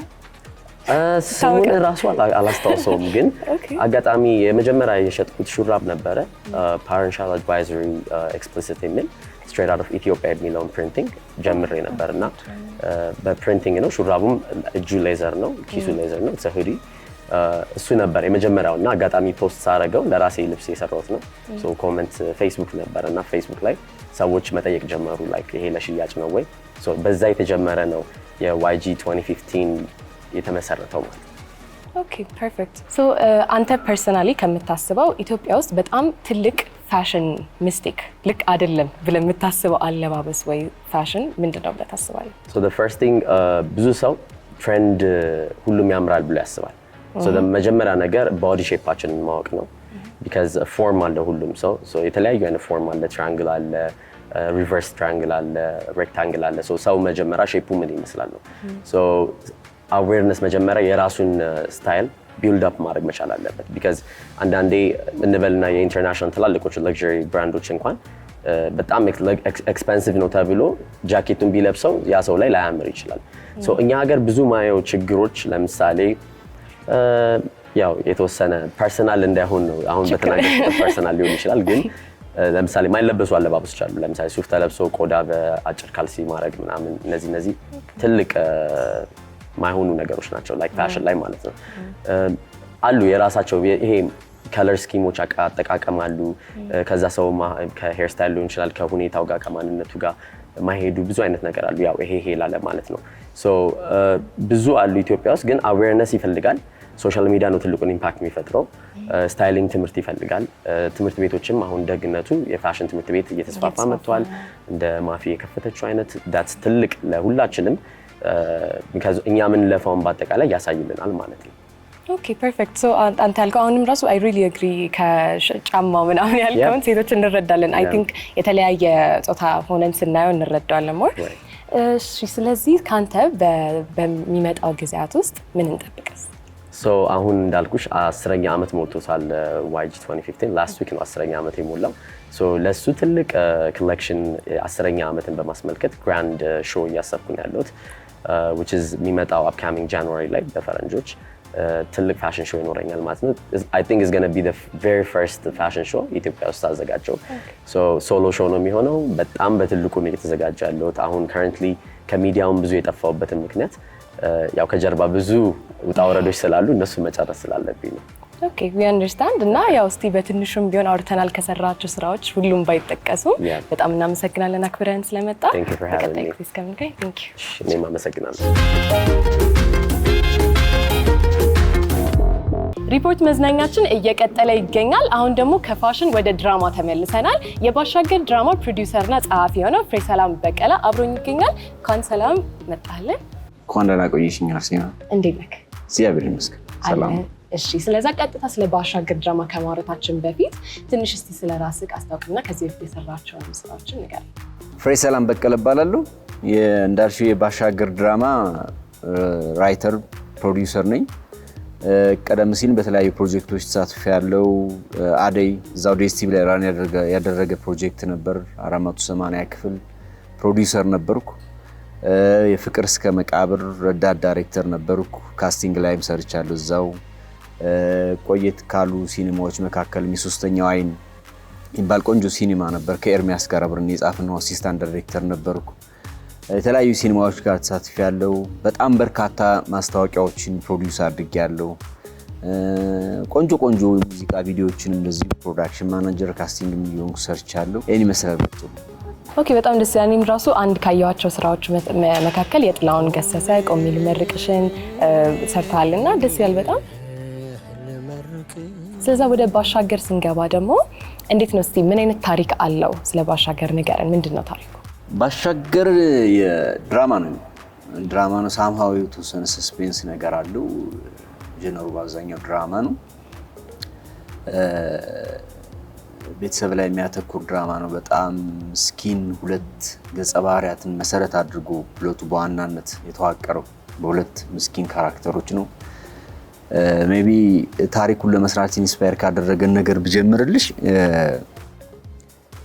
ቀደም ባሉት ከተወሰነ ዓመት በፊት ባህር ዳር የሚኖር አንድ ጓደኛ አንድ ታሪክ ነገረኝ። ምንድነው የነገረኝ ነገር? አንድ የዩኒቨርሲቲ ተማሪ ነበር። በረፍት ቀኑ ሲዝናና ያመሽና በማታ በጨለማ ወደ ግቢ እየተመለሰ በአጋጣሚ መንገድ ዳር ቆሞ ይሸናል። ኪሱን ምናምን እየነካካሸና ከዛ ተመልሶ ወደ ግቢ ገባ። ኔክስት ዴይ ሞርኒንግ የአካባቢ እሱ የሸናበት አካባቢ በፖሊስ ተወሯል። ሰው ሞቷል። እውነተኛ ክስተት ነው የምነግርሽ። እውነተኛ ክስተት ነው ብሎ የነገረኝ ጓደኛዬ። ሰው ሞቷል። አካባቢው ሲፈተሽ መታወቂያ ይገኛል። የልጁ መታወቂያ ነበር። ኪሱን ሲነካካ በአጋጣሚ መታወቂያውን ጥሎት ተገኘ። በዛ ምክንያት ልጁ አንዱ ተጠርጣሪ ሆኖ ታሰረ፣ ወይኔ ወረደ። በጣም ላይፉ ሚስዳፑን ለረጅም ጊዜ ወጣትነቱን ተነጠቀ። ይሄ ካራክተር እንደመነሻ ይሄ ልጅ እንደመነሻ አደረግነውና አካቦቹ የሚባል ካራክተር ተወለደ በዚህ ልጅ ምክንያት ማለት ነው። አንደኛው ሜን ካራክተራችን አካቦቹ ይባላል። ሁለተኛው ክስተት ደግሞ እንደዚህ ሚዲያ ላይ ብዙ ጊዜ ሰዎች ሰምተውት ሊሆን ይችላል ምናልባት አንድ ምስኪን እናት ይሄም እውነተኛ ክስተት ነው ምስኪን እናት ልጅ ትወልዳለች ልጇን ማሳደግ በጣም ይከብዳታል ገና በጨቅላነቷ እኔ ቅፌ ላይ ሆና ከምትሞት አቅም ያለው ያሳድጋት ብላ ተወሰነና ቤተክርስቲያን ግቢ ውስጥ ወስዳ ትጥላታለች ጥላት አልሄደችም ተደብቃ የወለደቻት ልጅ ሰው መጥቶ እስኪያነሳት ድረስ ትጠብቅ ነበር ሰው መጥቶ አንስቷት ሄደ አየች ጠፋች ከአመታት በኋላ ከ20 ምናምን አመት በኋላ ልጁ ተመልሶ ውጭ ሀገር አድጎ ተመልሶ መጥቶ እናቴ ብሎ ፈልጉ ከከተማ ውጭ ሌላ ክፍለ ሀገር እየኖረች አገኛት እንዴት ነው ቪዲዮ ተመቻችሁ ይሄንና መሰል ቪዲዮችን ለማግኘት የቃናን ዩቲዩብ ቻናል ሰብስክራይብ አድርጉ ይሄም እውነተኛ ታሪክ ነው በዚች እናት ካራክተር ምክንያት ኒሻን ድሪስ የምትባል ካራክተር ወለድን ሶ የሁለቱ ገጸ ባህሪያት ስቶሪ ነው አካቦቹ ተወልዶ ያደገው ወላይታ ሶዶ ገጠር ውስጥ ነው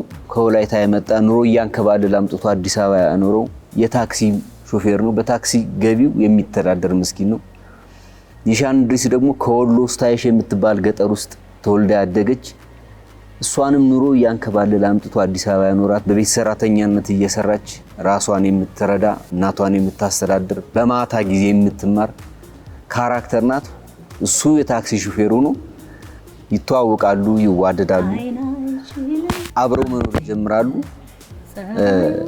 ኒሻን ድሪስ ታረግዛለች የ7 ወር ነፍሰ ጡር እያለች 7 ወር እስኪሆን ድረስ ምንም ነገር አማረ ብላ አታውቅም ግን ልክ እንደማንኛውም ቀን ሲሰራ ውሎ ልክ የ7 ወር ነፍሰ ጡር እያለች ማታ ወደ ቤቱ ሲመለስ ሰው አሳማረኝ ትለዋለች ደስተኛ ሆኖ ሊያመጣላት ፍለጋ በማታ ይወጣል በአጋጣሚ መንገድ ላይ አንድ አክሲደንት ያጋጥመዋል የአክሲደንት ሲፈጠር ያያል በዛ ሳቢያ ሰዎች ያሳድዱታል እንደወጣ በዛው ይቀራል ራሱን ለማዳን እንደወጣ በዛው ይቀራል እንዲህ ያለ የሚቀጥል ታሪክ ነው ቀረው እንግዲህ ድራማውን አይተሽ እስቲ አይተን ደስ የሚል ታሪክ ነው በጣም ቆንጆ እውነተኛ ላይ የተመሰረተው አብዛኛው ሁለት እውነተኛ ክስተቶች ላይ ተመስርቶ የተሰራ ድራማ ነው ምን ላይ ነው ድራማው ሊታይ የሚችለው ወይ ምን ያህል ጊዜ ቆይቷል እስካሁን ድረስ ምን ላይ ነው ያለው የሚታየው ዲኤስቲቪ አቦል ቻናል ላይ ነው 465 ቻናል ቁጥር 465 ላይ ሰዎች ማየት ይችላሉ ዘወትር ሰኞ ከምሽቱ 2 ሰዓት ጀምሮ ይታያል በሳምንት አንዴ ነው የሚታየው እስካሁን ድረስ ይሄን ኢንተርቪው እስከምናደርግበት ድረስ 3 ክፍሎች አየር ላይ ውለዋል የመጀመሪያውን ሲዝን ቀርጸን አጠናቀናል ሆፕፉሊ ተመልካቾች ቢያዩት በጣም የሚወዱት የሚዝናኑበት በጣም ቆንጆ ድራማ ነው ኦኬ በነገራችን ላይ እኛም ቃና ቲቪ ዲኤስ ቲቪ ላይ እንደገባን ታውቃለህ ለምን ባሻገርን ወደኛ ማምጣት አታስብም እንግዲህ ማሰብ አለብህ እስቲ አይደለ ቆንጆ ሾው ነው እኔም ወድጃለሁ አይቻለሁ ትሬለሩን እስቲ ትሬለሩን ደግሞ አይተን እንመለሳለን መልካም ደስ ይለኛል አካባቢዎቹ ይባላል ትውልጅ ያደግኩት ገጠር ወላጆችም ገጠር ናቸው ከነሱ ከተለየ ከ18 ዓመት በላይ ነው አይን አይችልም አትዩት ጸባዩ ነው አትንኩት የኔንም በደግስበት እንድላፈቀኝ ልሞት አይ ማንነቴ 11ኛው ሰዓት ላይ ደረስን ማለት ነው በጥንቃቄ ከተጠቀምንበት እስከ መጨረሻው እንከላከላለን ጥቂት ከተዘናጋን ግን መጥፊያችን እንደተቃረበ ልብ አካ ሚስት ማግባት አልፈልግም ማስፈራሩ የተለየ ስሜት አልፈጠረብኝም አያካ ፈጣሪ አደራው ሞት ግን ባይኔ እንዳላይ የተረጋጋ ማንነትና ለመታረም የተዘጋጀ ስብዕና ካንተ ይጠበቃል ተረጋግተው እውነቱን መጋፈጥ ብቻ ኦኬ በጣም አሪፍ ነው በጣም ጽድት ያለ ስራ እንደሰራችሁ አይተናል እሺ በተጨማሪ ማለት የምፈልገው ነገር አለ ስለ ድራማው ስለተለያየ ነገር በተጨማሪ ማየት የምፈልገው ነገር ተመልካቾች ዘወትር ሰኞ ከምሽቱ 2 ሰዓት ዲኤስቲቪ ላይ አቦል ቻናል ላይ ተመልከቱ ነው ተዝናኑበታላችሁ በተረፈ ፕሮጀክት በጣም በአጭር ጊዜ ውስጥ እንዲሳካ በጣም ብዙ ወንድሞቻችን አግዘውናል ፕሮዳክሽን ክሩ ዳይሬክተራችን ታንኪዩ በጣም ማለት ፈልጋለሁ ከዛ ውጪ ታምራት መኮንን ፊልም ፕሮዳክሽን ሰሞን ሶሚክ ታንኪዩ ላደረጋችሁልን ነገር ይሄ ፕሮጀክት እንዲሳካ በአጠቃላይ አጎናችን ለነበራችሁ ሁሉ ማመስገን ፈልጋለሁ እኛ በጣም እናመሰግናለን አክብረን ስለመጣክ መልካም እሺ ሰላም፣ ራስን አስተዋውቅልኝ። እሺ ብርሃኑ እባላለሁ። እሺ ምንድን ነው የምትሰራው? ምን ውስጥ ነው ያለው? ማርኬቲንግ ላይ የምሰራው። የማርኬቲንግ ካምፓኒ ያለ ነው ወይ ተቀጥረህ? አይ ተቀጥሬ ነው የምሰራው። ቡናና ጠጅ ታውቃለህ? ትወዳለህ? አዎ። እሺ አንዱ ይጥፋና አንዱ ብቻ የኢትዮጵያን ስም ያስጠራ ቢባል የትኛውን ትመርጣለህ?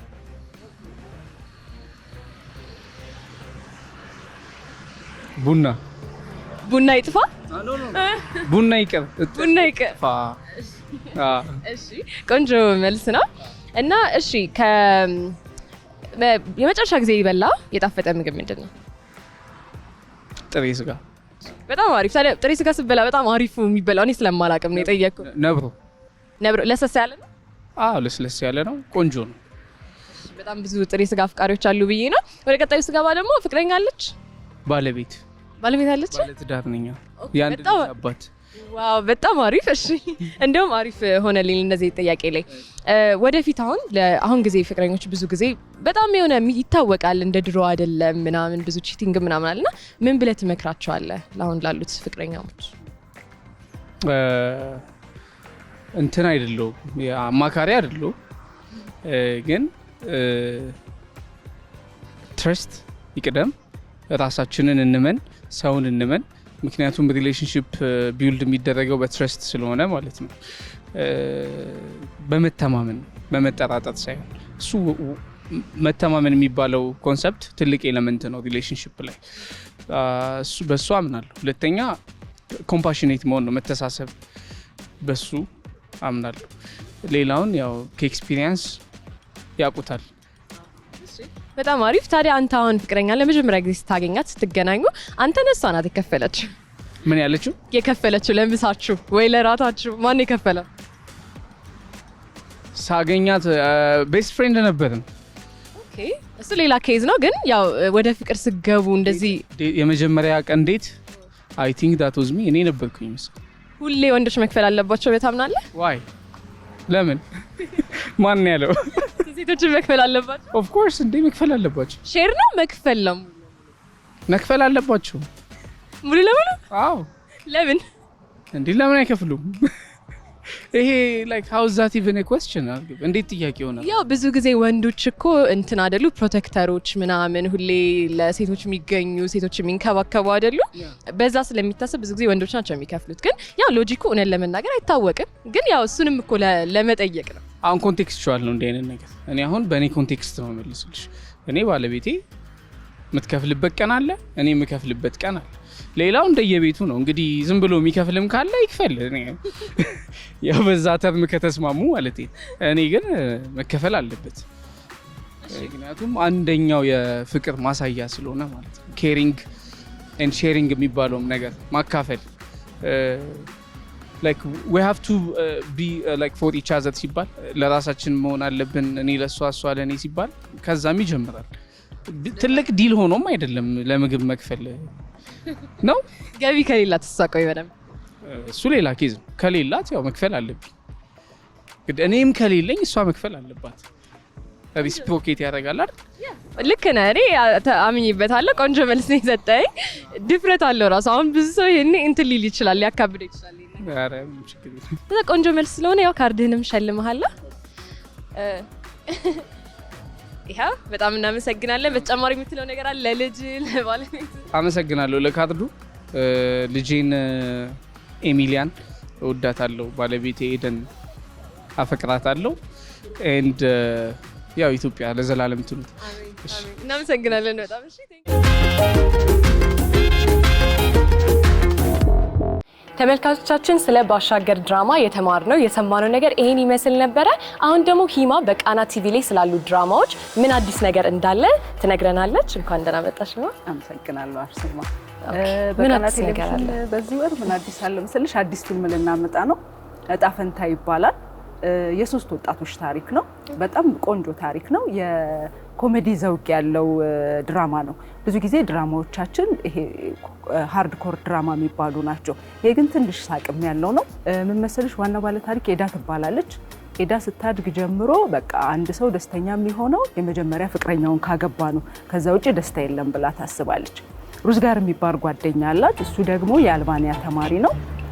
ቱርክ መጥቶ ነበር። ግን ትምህርቱን ሲጨርስ ወደ ሀገሩ መመለስ ስላልፈለገ በቃ የሆኑ ነገሮች እያደረገ ነው። እኔ ላገባህ እችላለሁ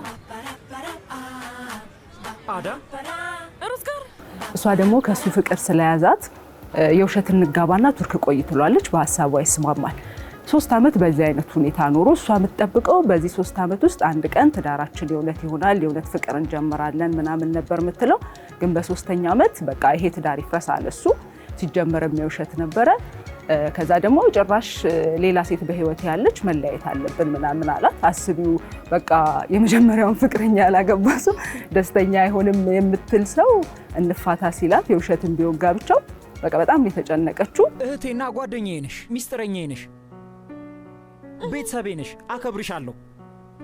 ብዙ ነገር ለማድረግ ትሞክራለች። ድጋሚ ግንኙነታቸው እንዲቀጥል አብረው እንዲሆኑ ምናምን ብዙ ነገር ትሞክራለች። ግን ያው ዕጣ ፈንታ ነው። ከሌላ ሰው ጋር ትገናኛለች። ቦራን ይባላል። ይሄ ደግሞ በቃ ስራ ብቻ የሚያውቅ ሰው ነው።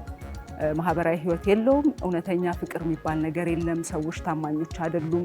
በቃ ይሄ ዓለም የፈጠረው ነገር ብሎ ነው የሚያስበውና እሷ ደግሞ እሱን የተዋወቀችው በቃ ሩዝ ጋርን ይመልስልኛል ብላ ነው። በዚህ መሀል የሚፈጠሩ ላቭ ትሪያንግል አለ አይደል? በዚህ ወደዛ የሚል ድራማ ነው። በጣም አስቂኝ ነው። የቅርብ ጊዜ ነው። በ2022 የተሰራ ነው። ለ2 ወራት ተኩል ያህል በቃና ቴሌቪዥን ላይ ይሄዳል ብለን እናስባለን። መቼ ይታያል መሰለሽ? ከሰኞ እስከ አርብ ከምሽቱ 1 ሰዓት ላይ ከጥቅምት 17 ጀምሮ ለተመልካቾቻችን ማቅረብ እንጀምራለን። ሌላው አዲስ እንኳን አይደለም። ስለ ጥቁር ፍቅር አይሆብዘንተሻል እንዴ? ሰምቻለሁ። አዎ በጣም ወደው ፕሮግራም ነበር። አንደኛ ከ100 ሀገራት በላይ ነው የታየው ጥቁር ፍቅር። በጣም በርካታ ሽልማቶችን አሸንፏል። ከ20 ምናምን በላይ ሽልማቶችን አሸንፏል። ማለት አሉ ድራማዎች ብዙ ሀገር ይታያሉ፣ ግን እንደ ጥቁር ፍቅር የተሳካለት ድራማ ማግኘት በጣም አስቸጋሪ ነው።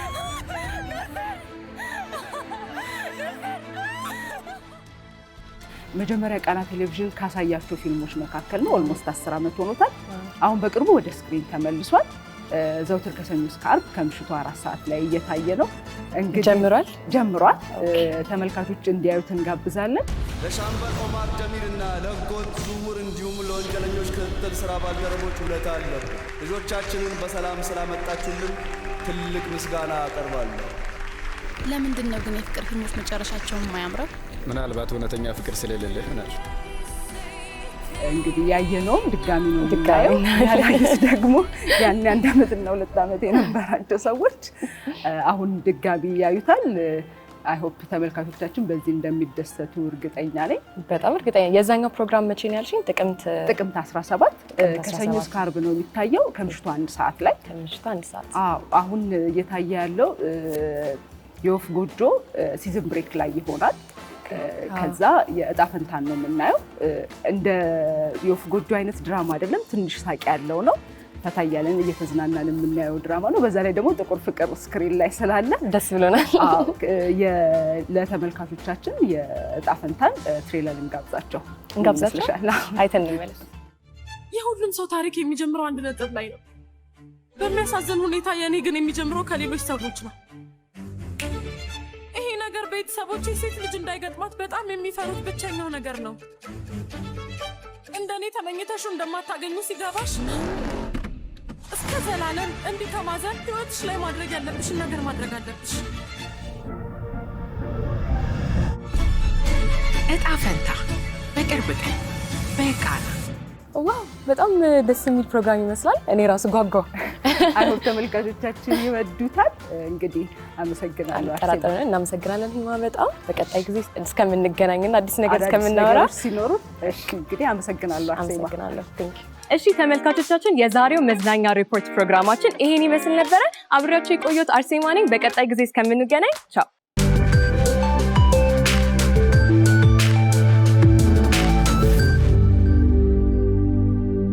እንኳን ወደ ሪፖርት ቴክ ፕሮግራማችን በሰላም መጣችሁ። አስገራሚ ነገሮችን ይዤላችሁ መጥቻለሁ። እኔ ጆኤል ተላጊ ነኝ።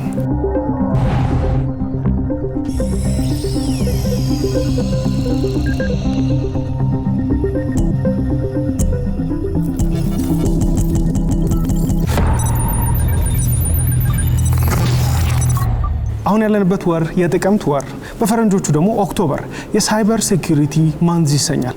ይህም እንግዲህ የሚያመለክተው ዓለማችን ከአናሎጉ ዓለም ወደ ዲጂታሉ ሲመጣ የምንጠቀማቸው ስልኮች እያንዳንዱ የምናረጋቸው ነገሮች መኪኖቻችን እያንዳንዱ ነገር ዲጂታል ሆኗል።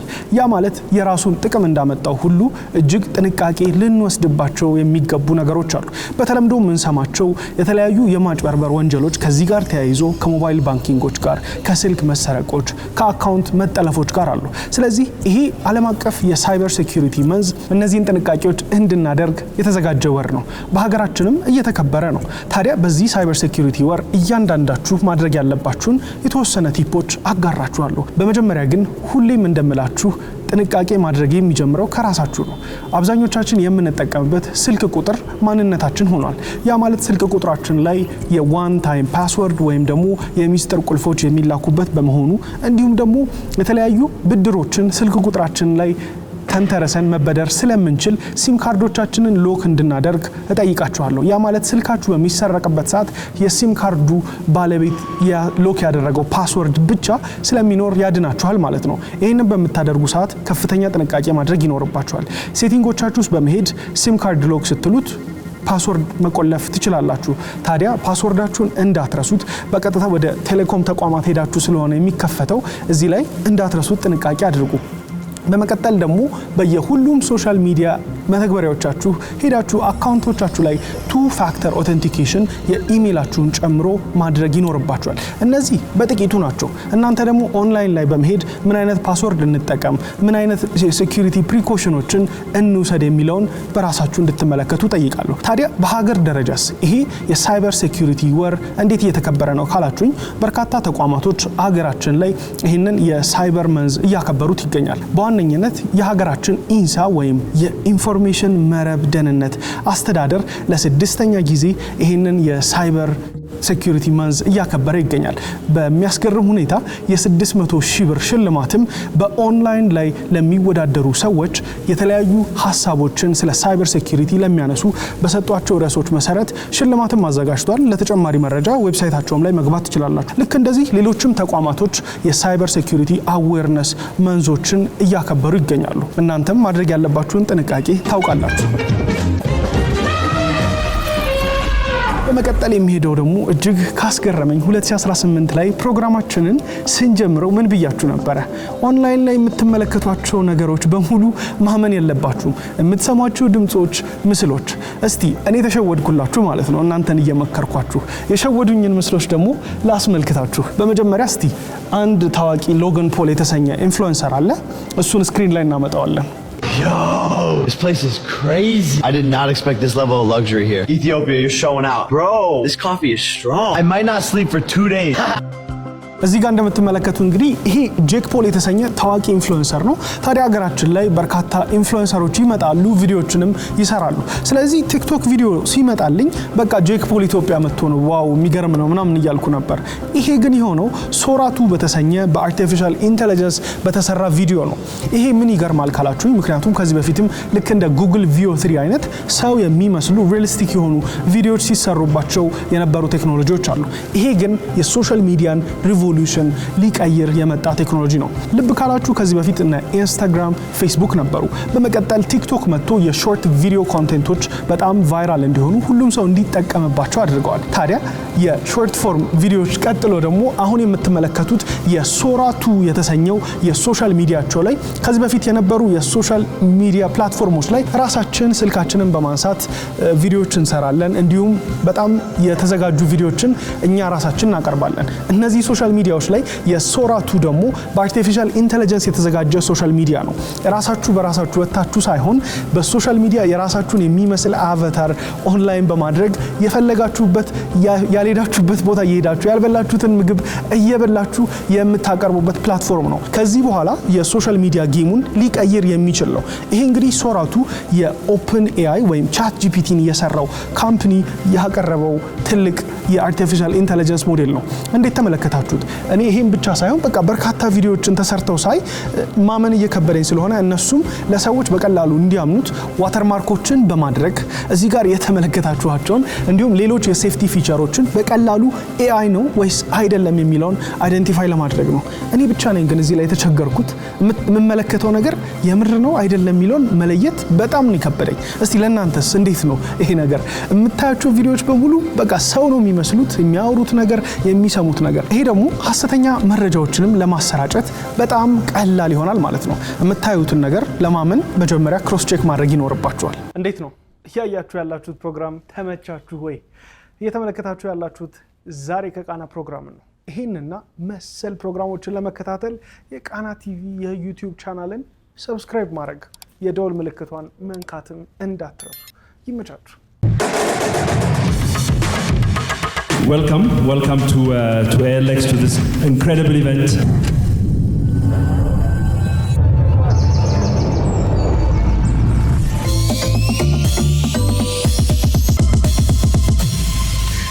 ጊዜው የኦንላይን የዲጂታል ዘመን እንደመሆኑ በርካታ ወጣቶች በኦንላይን የተለያዩ ትምህርቶችን መማር ይፈልጋሉ። እኔ ከዚህ በፊት የወሰድኩት ከአርቲፊሻል ኢንተለጀንስ ጋር የተያያዘ ኮርስ ነበረ። እሱንም የወሰድኩት ALX ላይ ነበር። ስለ ALX እናወራለን። በመጀመሪያ ራስሽን ታስተዋውቂኛለሽ፣ ALX ምንድነው የሚለውንም ትገልጪልናለሽ። እሺ፣ ስሜ ሄቨን ዩን ይባላል። ALX ላይ የተማሪዎች ሰፖርት በማድረግ ላይ ነው የምሰራው፣ ወይም LC አሶሲዬት ነው ሮሌ። ALX የፓን አፍሪካን ኦርጋናይዜሽን ሲሆን የተለያዩ ፕሮግራሞችን በመስጠት ወጣቶችን ከረንት ማርኬት ላይ ኢንዲማንድ የሆኑ ስራዎች ላይ ስራ መስራት እንዲችሉ የሚያግዝ ኦርጋናይዜሽን ነው። በርካታ ወጣቶች ስለ ኦንላይን ለርኒንግ ሲያስቡ የተለያዩ ፕላትፎርሞች እንዲሁም ደግሞ የተለያዩ ኮርሶች አሉ። ALX ምን ለየት ያደርገዋል ከነዚህ? ALX ለየት የሚያደርገው የምንሰጣቸው ፕሮግራሞች ሃይ ኳሊቲ የሆኑ ሲሆኑ ፕሮግራሞቹ እንዳለ ዴድላይን አላቸው። ኖርማሊ ልክ እንደሌላው የኦንላይን ፕላትፎርሞች ዝም ብለው ዴድላይን የሌላቸው ሳይሆን በመጀመሪያና ማብቂያ ጊዜ አላቸው። ከዛ በተጨማሪ ደግሞ በቴክ ስኪል ላይ እንደ ሶፍትዌር ኢንጂነሪንግ እንዲሁም ደግሞ ኢንዲማንድ የሆኑ ስኪሎችን እንሰጣለን። ከዛ በተጨማሪ ካሪየር አክሰለሬተር የምንለው አለ። ማለትም በስራ ዙሪያ ላይ ሶፍት ስኪልም እንዲሁም ደግሞ ቴክኒካል ስኪልን ስፔሻሊ ኤአይን ተጠቅሞ እንዴት ነው ስራቸው ላይ በደንብ መስራት የሚችሉ የሚለውን በደንብ እናስተምራለን። ያ ለየት ያደርገዋል። እኔም ከዚህ በፊት የወሰድኩት ኮርስ ከአርቲፊሻል ኢንተለጀንስ ጋር አዲስ ነገር ሲመጣ እኔ እንደ ሲኢኦ ምን ይጠቅመኛል፣ ኤአይን ደግሞ እንዴት ስራዬ ቦታ ላይ ማምጣት አለብኝ ብዬ ስፈልግ ካገኘኋቸው እጅግ ኦርጋናይዝድ ከሆኑ በጣም ካስተማሩኝ ኮርሶች አንደኛው ነበር እና ALX በዚህ መልክ እንግዲህ ሊደሮችንም ያወጣል። ግዴታ ተማሪ መሆን የለባቸውም። ስራ እየሰሩ ያሉ ሰዎች ራሳቸውን አፕዴት ለማድረግ ሲፈልጉ ይህንን ፕሮግራም ማግኘት ይችላሉ። ስለዚህ ክፍያ አለው ወይስ ነፃ ነው? ሰዎች እንዴት አክሰስ ማድረግ ይችሉታል የሚለውን ብታካፊኝ። ፕሮግራሞቻችን የአጫጭር ጊዜ ናቸው እንዳልኩ ከ6 ሳምንት እስከ 8 ሳምንት ናቸው። ነገር ግን በየወሩ የሚከፈለው ክፍያ አለ። በነፃ አይደለም ፕሮግራሙ የሚወሰነው። ከፕሮግራሙ ከምትወስደው ቤኔፊት አንጻር ክፍያው ተመጣጣኝ ነው። በወር $5 ብቻ ነው መክፈል የሚጠበቅባቸው። $5 ያው በኢትዮጵያ ወደ 700 ብር ብቻ ነው። እሱን ከፍለው ሃይ ኳሊቲ የሆነ እንዲሁም ደግሞ ኢንተርናሽናሊ ሪኮግናይዝድ የተደረገ ሰርቲፊኬት አግኝተ ይህንን ፕሮግራም ወስደ ስራ ላይ አድቫንስ ማድረግ ትችላለህ ማለት ነው። በጣም አሪፍ። እንደ ምሳሌ ለማንሳት እናንተ ጋር የኤሌክስን ኮርስ ወስደው ሰክሲድ ካደረጉ ሰዎች እስቲ የነሱንም ልምድ ብታካፊኝ። እሺ ለምሳሌ የቨርቹዋል አሲስታንት ፕሮግራማችን እንደ ምሳሌ መጥቀስ እችላለሁ። ቨርቹዋል አሲስታንት ፕሮግራማችን የ10 ሳምንት ርዝማኔ ያለው ፕሮግራም ሲሆን እዚህ ፕሮግራም ላይ በኦንላይን ነው የሚወስዱት፣ በአካል መጥተው የሚወስዱት ነገር የለም። ግን ይህንን ፕሮግራም ወስደው ተማሪዎቹ ሪሞትሊ ከኢትዮጵያ ውጪ ዓለም አቀፍ ሀገራቶች ላይ በኦንላይን ስራ መስራት እንዲችሉ ያገዛቸው ተማሪዎች አሉ። በዚህ ትምህርት ወስደው ብቻ ህይወታቸውን የቀየሩ ተማሪዎች አሉ። ኢንተርናሽናሊ ከቤት ቁጭ ብሎ መስራት እንዲችሉ ያገዛቸው ተማሪዎች አሉ። ኖርማሊ ግዴታ ዲግሪ ያላቸው ወይም ደግሞ የሆነ ትምህርት ደረጃ የደረሱ ተማሪዎች ሳይሆን ለሁሉም ክፍት ስለሆነ ፕሮግራማችን ይሄንን ፕሮግራም ወስደው ስራ ማግኘት የቻሉ ተማሪዎች አሉ። በዚህ ሰፖርት አድርጓቸዋል። በጣም አሪፍ። ታዲያ እንግዲህ ኦንላይን ለርኒንግ ካሰባችሁ ወይም ያላችሁን ስኪል ማሳደግ ከፈለጋችሁ ኤሌክስን ጉግል ላይ ሰርች በማድረግ ምን ዌብሳይት ሰርች አድርገው ያገኙት? ኤሌክስ ኢትዮጵያ የሚል ዌብሳይት አለን። እዛ ላይ ገብታችሁ ሞል ኢንፎርሜሽን ማግኘት ትችላላችሁ። ጥሩ። ስለተከታተላችሁ እናመሰግናለን። የኦንላይን ለርኒንግ የኦንላይን ስኪላችሁን ኤሌክስ ኢትዮጵያ ላይ ማግኘት ትችላላችሁ። በመቀጠል ደግሞ የማልፈው ስለ እግር ኳስ ነው የማወራችሁ። በእግር ኳስ ላይ ያለውን ኳስ ታውቁታላችሁ። የኳስ ቴክኖሎጂ ነግራችኋለሁ። አሁን የሚመጣው የዓለማችን ወርልድ ካፕ 2026 ላይ 3 ሀገሮች ያዘጋጁታል። ሜክሲኮ፣ ዩናይትድ ስቴትስ ኦፍ አሜሪካ እንዲሁም ካናዳ አንድ ላይ በመሆን ታዲያ ትራዮንዳ የተሰኘ የእግር ኳስን ከአዲዳስ ጋር ፓርትነር በማድረግ አዘጋጅቷል። ከሌላው ጊዜ የሚለየው በቴክኖሎጂ ፕሮግራም ላይ ላቀርብላችሁ የቻልኩበት ምክንያት እዚህ ኳስ ውስጥ የተገጠመው ቺፕ ነው። በአርቲፊሻል ኢንተለጀንስ የሚሰራ ቺፕ አለ። በቀላል አማርኛ ለመግለጽ ያክል ይሄ ኳስ በቀላሉ ዲቴክት ይደረጋል። ሴንሰር አለው በውስጡ። ለምሳሌ ከዚህ በፊት የእግር ኳስ ጨዋታዎች ላይ የጎል ላይን ቴክኖሎጂ እንዲሁም የቫር የዳኝነት ሲስተምን ተመልክተናል። ከዚህም በላይ ደግሞ ቀለል የሚያደርግ ሲስተም መጥቷል። ኦፍሳይድ ሲሆን የቫር ቴክኖሎጂ ማየት ሳይጠበቅባችሁ በቀላሉ ኳሱ ራሱ ኦፍሳይድ ሲሆን ለዳኞች እንዲሁም ለቫር መልእክት ይልካል። በመቀጠል ደግሞ እዚህ ኳስ ላይ ያለውን እያንዳንዱን የኳሱን አክሰለሬሽን፣ ቬሎሲቲ እያንዳንዱን ነገር ያሳያል። በእጅ እንኳን ሲነካ ማኖ ተብሎ ይቆማል። ዳኛው ለማየት ከተቸገረ፣ ካሜራም ላይ ለማየት ከተቸገረ በቀላሉ የእጅ ኳስ ከሆነ ኳሱ ዲቴክት አድርጎ ይናገራል ማለት ነው። እዚህ ኳስ ላይ 500 ሄርዝ ኤአይ ፓወር ቺፕ ተገጥሞበታል። በጣም አስገራሚ ጊዜ ላይ ደርሰናል ማለት ነው። ስለዚህ እንግዲህ ወደ ስፖርት ፕሮግራማችን በዚሁ እንቀጥላለን። ይህንን ፕሮግራም ያቀረብኩላችሁ ያዘጋጀውላችሁ ጆኤል ታላርኪ ነኝ። በሪፖርት ቴክ ፕሮግራማችን ላይ ተገኝታችኋል። እንዴት ነበር ቆይታችን? ይመቻችሁ።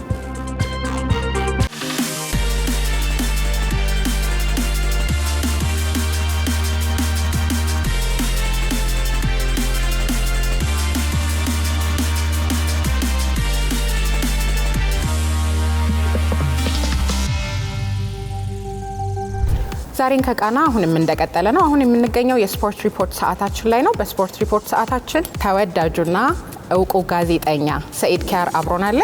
ሰኢድ እንኳን ደህና መጣ። እንኳን ደህና ጠበቅሽ። እንዴት ነሽ? ጥሪያችንን አክብረህ ስለመጣህ በጣም ነው የምናመሰግነው።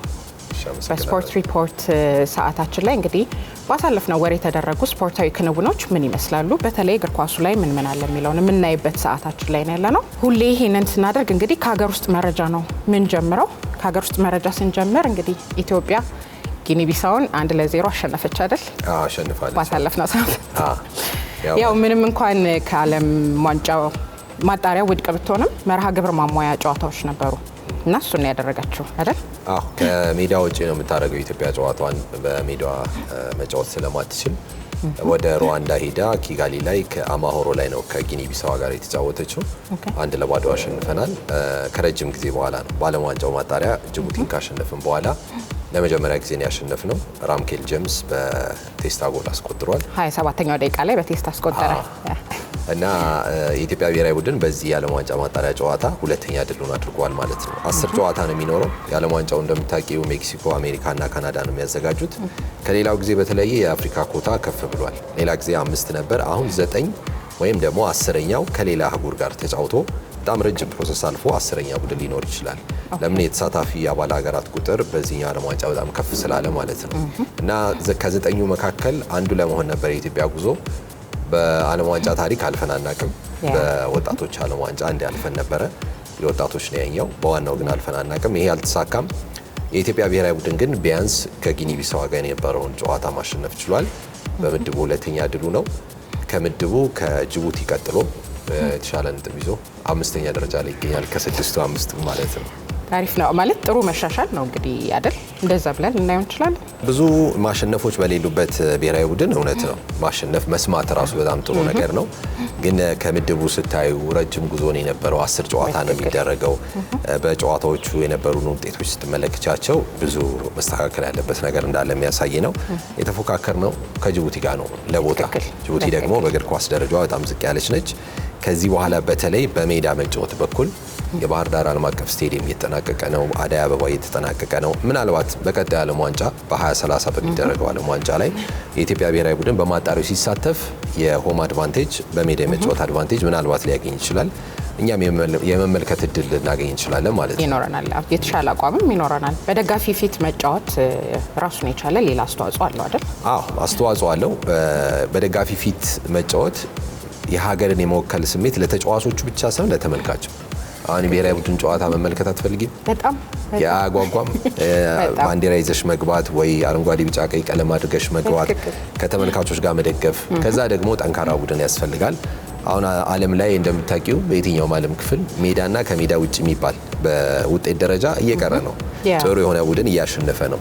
ያንንም ደግሞ ጠንካራ ቡድን ይዞ ተመልካች ፊት መጫወት በጣም አሪፍ ነገር ነው። እንግዲህ ተስፋ እናደርጋለን በ2030 ለመጀመሪያ ጊዜ እናልፋለን ብለን 100 ዓመት ሊሞላው ነው ዓለም ዋንጫ እስካሁን አልፈናል አይደል? አዎ አንድ ጊዜ እንኳን ብናልፍ ጥሩ ነው። እናልፋለን ተስፋ እናደርጋለን።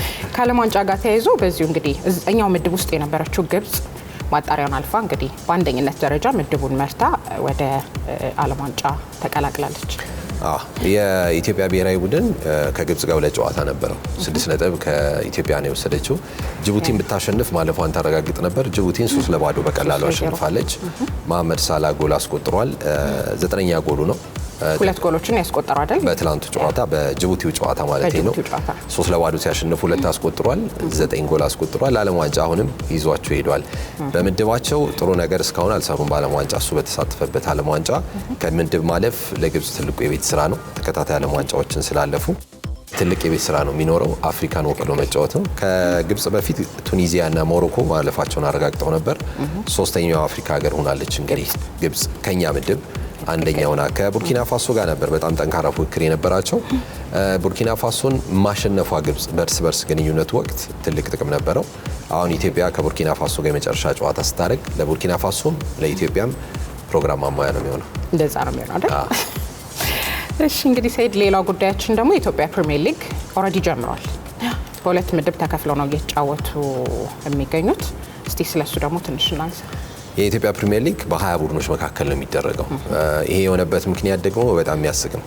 ባለፈው ዓመት 16 ነበሩ፣ 18 ነበሩ። 2 ቡድን ይወርዳል፣ 4 ቡድን ይወርዳል፣ 2 ቡድን ይመጣና 16 ይሆናል ተብሎ ነበር አመቱ ሲጀመር የታቀደው። ምክንያቱን ስሰማ በጣም ስገረም ነበረ። የደሞዝ ጣሪያን በተመለከተ ነው አይደል? የሚወርዱ ክለቦች አይኖሩም ተብሎ ህግ ወጣ። ይህንን ህግ ያላከበረ ይወርዳል ተባለ። ህጉን አላከበሩም ተብለው 4 ቡድኖች በክስ ተከሰሱ። ጥፋት ውሳኔ ተወሰነባቸው። በኋላ ላይ ግን አልወረዱም። ሳይወርዱ ሌላ ተጨመረና ከ16 ይሆናል የተባለው ወደ 20 መጣ። አንድ አሰልጣኛውን የሲቲ ካፕ ጨዋታ ላይ የኢትዮጵያ ንግድ ባንክ አሰልጣኝ በሚቀጥለው 22 ይሆናሉ አሁንም ክለቦች አያከብሩም ብለዋልና የሚያሰጋው በ2020 ደግሞ ስንት ይሆናሉ የሚለው ነው። አሁን በ2 ምድብ ነው የተከፈለው። ያኔ በ3 በ4 ምድብ እንዳይከፈል ነው። የሚወጡ ህጎች ተግባራዊ ቢሆኑ በተባለው ቁጥር መሄድ ይችላል። ለዛ ነው አሁን የኢትዮጵያ ፕሪሚየር ሊግ በ2 ከተሞች በአንድ ጊዜ አልተደረገም። ባለፉት 5 ዓመታት ከኮቪድ ወዲህ ባሉት ዓመታት ከአንድ ከተማ ውጪ አልተደረገም። አሁን 2 ከተማ ነው አዲስ አበባና ድሬዳዋ ነው የተጀመረው። 10ሩ አዲስ አበባ ላይ ይጫወታሉ፣ 10ሩ ድሬዳዋ ላይ ይጫወታሉ። ሁሉም ግን እርስ በርስ ይገናኛሉ። ይሄኛው ምድብ እንደገና ይፈርስና ያልተጫወቱት ቡድኖች ይገቡና እርስ በርስ እና በዚህ ዓመት አንድ ቡድን 38 ጨዋታ ያደርጋል። ባለፉት 5 ዓመታት የሱፐር ስፖርት የቀጥታ ስርጭት ነበረ። ዘንድሮ ደግሞ የሀገር ውስጥ የቴሌቪዥን ጣቢያ ነው ጨዋታውን የሚያስተላልፈው። ስለዚህ 38-90 ደቂቃዎችን የመመልከት እድል አለ ማለት ነው። በዘንድሮ በጣም አሪፍ ነው የሚሆነው ለተመልካቹ። ከዚህ በፊት በነበሩት ጌሞች አዲስ አበባ እየተደረጉ አልነበሩም። ክልል ከተሞች ነው እየተካሄደ አቅም ያለው የሄደ ሲያይ ነበር። በጣም ብዙ ሰው ግን የሚደግፈውን ክለብ ጌም ማየት የማይችልበት ሁኔታ ነበረ። አዲስ አበባ መመለሱ በጣም አሪፍ ነው። እንደምታውቂው አዲስ አበባ ስቴዲየም ከ75 ዓመት በላይ ታሪክ አለው። የኢትዮጵያ እግር ኳስ ዋና ከተማም ጭምር ነው አዲስ አበባ። የኢትዮጵያ ዋና ከተማ ብቻ አይደለም፣ ለአፍሪካም እግር ኳስ በተመሳሳይ አዲስ አበባ ስቴዲየም ጨዋታዎች መደረጋቸው የተመልካች ስሜት የሁሉም ደጋፊዎች አዲስ አበባ ውስጥ ደጋፊ የሌለው ቡድን የለም፣ ከተለያየ የኢትዮጵያ ክፍል የሚመጣ ቡድን ማለት ነው። ስለዚህ በጣም ብዙ ደጋፊዎች ይኖራሉ። ያ የእግር ኳስ ስሜት የመመለስ መንገድ አለው። ግን የሜዳ ጉዳይ የሜዳ ጥራት ጉዳይ አዲስ አበባ ስቴዲየም አሁን በ4 ቀናት ውስጥ 10 ቡድኖች ይጫወቱበታል እዛ ሜዳ ላይ እና የናቹራል ሳር ነው፣ የተፈጥሮ ሳር ነው። የመቋቋም ብቃቱ በጣም ደካማ ነው። የከተማው ዋንጫ አዲስ አበባ ሲቲ ካፕ ሲደረግ ዝናብ ዘንቦ በጣም ተቸግረው ነበር ተጫዋቾች። ላንቺኒ ኳስ ፓስ አድርግ ለእግር የላኩት ለጉልበት ለደረት የላኩት ላገጭ ምናምን ሊደርስ ይችላል ከሜዳው እንትና አኳያና እንደነዚህ አይነት ችግሮች ስላሉ አሁን ያለው በፊፋ ሰርቲፋይድ የሆነው ብቸኛው የኢትዮጵያ ሜዳ ድሬዳዋ ነው ያለው። ድሬዳዋ ላይ አንድ ምድብ ይደረጋል። አዳማ ሊደረግ ነበረ፣ የሜዳ ችግር ነው ወደ ድሬዳዋ የወሰደው። ሐዋሳም እንደዛ ነው። በነገራችን ላይ የኢትዮጵያ ፕሪሚየር ሊግ ከሌሎች ፕሪሚየር ሊጎች ለየት ባለ መንገድ የዩኒቨርሲቲ ሜዳዎችም ላይ ጭምር ነው የሚደረገው። ያው ሜዳ ካለመገኘቱ የተነሳ ማለት ነው አዳማና ሐዋሳ ላይ የሚደረገው። እንግዲህ ቅድም ያነሳናቸው ሜዳዎች ባህር ዳር፣ አደይ አበባ ሌሎች ስቴዲየሞች ሲያልቁ ደግሞ ከዩኒቨርሲቲዎች ወጥተው ወደ ዋናው ሜዳ ይገባሉ ብለን ተስፋ እናደርጋለን።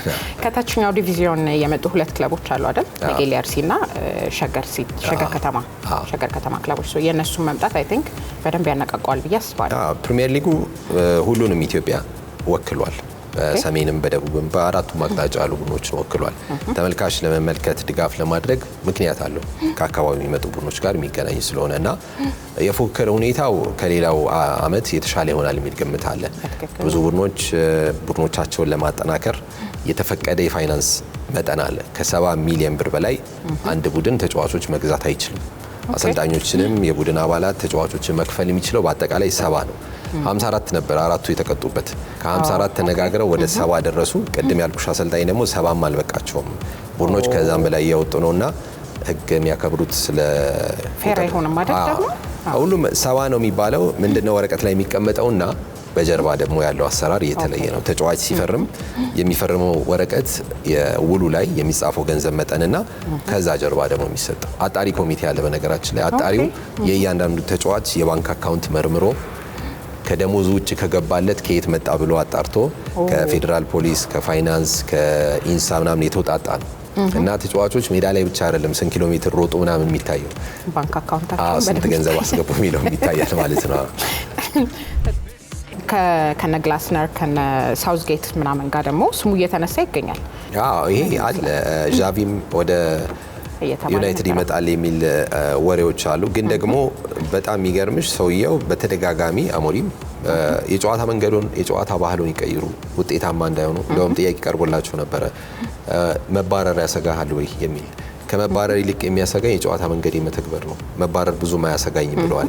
ስለዚህ በጨዋታ ሀሳብ ውስጥ የሚያደርግ አሰልጣኝ አንዴ የዛን የጨዋታ መንገድ ካገኘ ተጫዋቾቹ በዛ ውስጥ በደንብ ውህደቱን ከፈጠሩ ጠንካራ ቡድን ሊገነባ ይችላል። ያልታሰበው የውድድር ዘመን ጅማሩ ላይ ያልታሰበውን ዩናይትድ ልንመለከት እንችላለን። ግን በመካከል ደግሞ ውጤት እንደምታውቂው በዘመናዊ እግር ኳስ በአሰልጣኝነት መንበር ላይ ለመቀመጥም ለመሰናበትም ዋናው ምክንያት ነውና ውጤቶች በጣም ወሳኝ ናቸው። በዚህ ሰዓት ውጤት ነው በዚህ ሰዓት ለዩናይትድ። ቴንክ ዩ ሰይድዬ፣ በጣም ነው የማመሰግነው እንግዳ ሆነ ስለመጣ ዛሬን ከቃና ላይ ስፖርት ሪፖርት ላይ ቴንክ ዩ ሶ ማች። እኔም በጣም አመሰግናለሁ ሰይድዬ። እንግዲህ ተመልካቾቻችን የዛሬን ከቃና ፕሮግራም እንደቀጠለ ነው። የስፖርት ሪፖርት ፕሮግራማችን ይህንን ይመስል ነበረ። መልካም ቆይታ።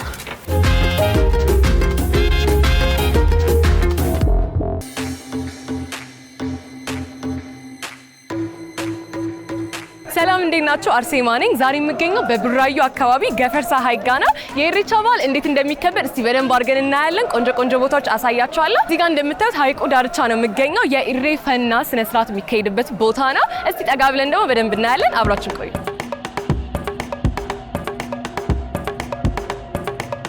ሰላም፣ ራስን አስተዋውቅልኝ። ስሜ ቢኒያም ጸጋ ይባላል። የሸገር ከተማ የቱሪዝም ኮሚሽን ኃላፊ ነው። ዛሬ ፕሮግራሙ በጣም ደስ ይላል። እኔ አሳልፌ ነው የመጣሁት ወደ አንተና እንዴት ነው እስቲ ሙሉ ሂደቱን ለሰው አስረዳል። እንዴት እንደነበር፣ ስንት ሰዓት እንደጀመረ፣ ከምን እንደተጀመረ የሚለውን ነገር። እሺ፣ ያው ዛሬ ያከበርነው የኢሬቻ የመልክዓ እቴጌ የምስጋና በዓል ነው። ይህም ዛሬ ከጠዋቱ 11 ሰዓት ጀምሮ ወጣቶች፣ እናቶች፣ ሴቶች እንዲሁም አባገዳዎች በተገኙበት ልክ 12 ሰዓት ሲሆን በምረቃት ተጀምሯል። ከዛ በኋላ በእነሱ መሪነት፣ በአባቶች መሪነት፣ በአደ ስንቄዎች ተከታይነት እና በወጣቶች ደግሞ ከኋላ በመሆን በአማረ ሁኔታ በባህላዊ ልብስ ስርዓቱን በሚገልጽ አካሄድ በመቀባበል በመደማመጥ የምስጋና ዝማሬዎችን በማዜም ወደ መልካው ድረስ ተኪዷል። እዛም ከተደረሰ በኋላ ያው በአባገዳዎች ምርቃት ስርዓቱ ይከናወናል። ዘመኑ የሰላም እንዲሆን፣ የልምላሜ እንዲሆን፣ የአንድነት እነዚህ የመሳሰሉ ክንዋኔዎች ተላልፈዋል።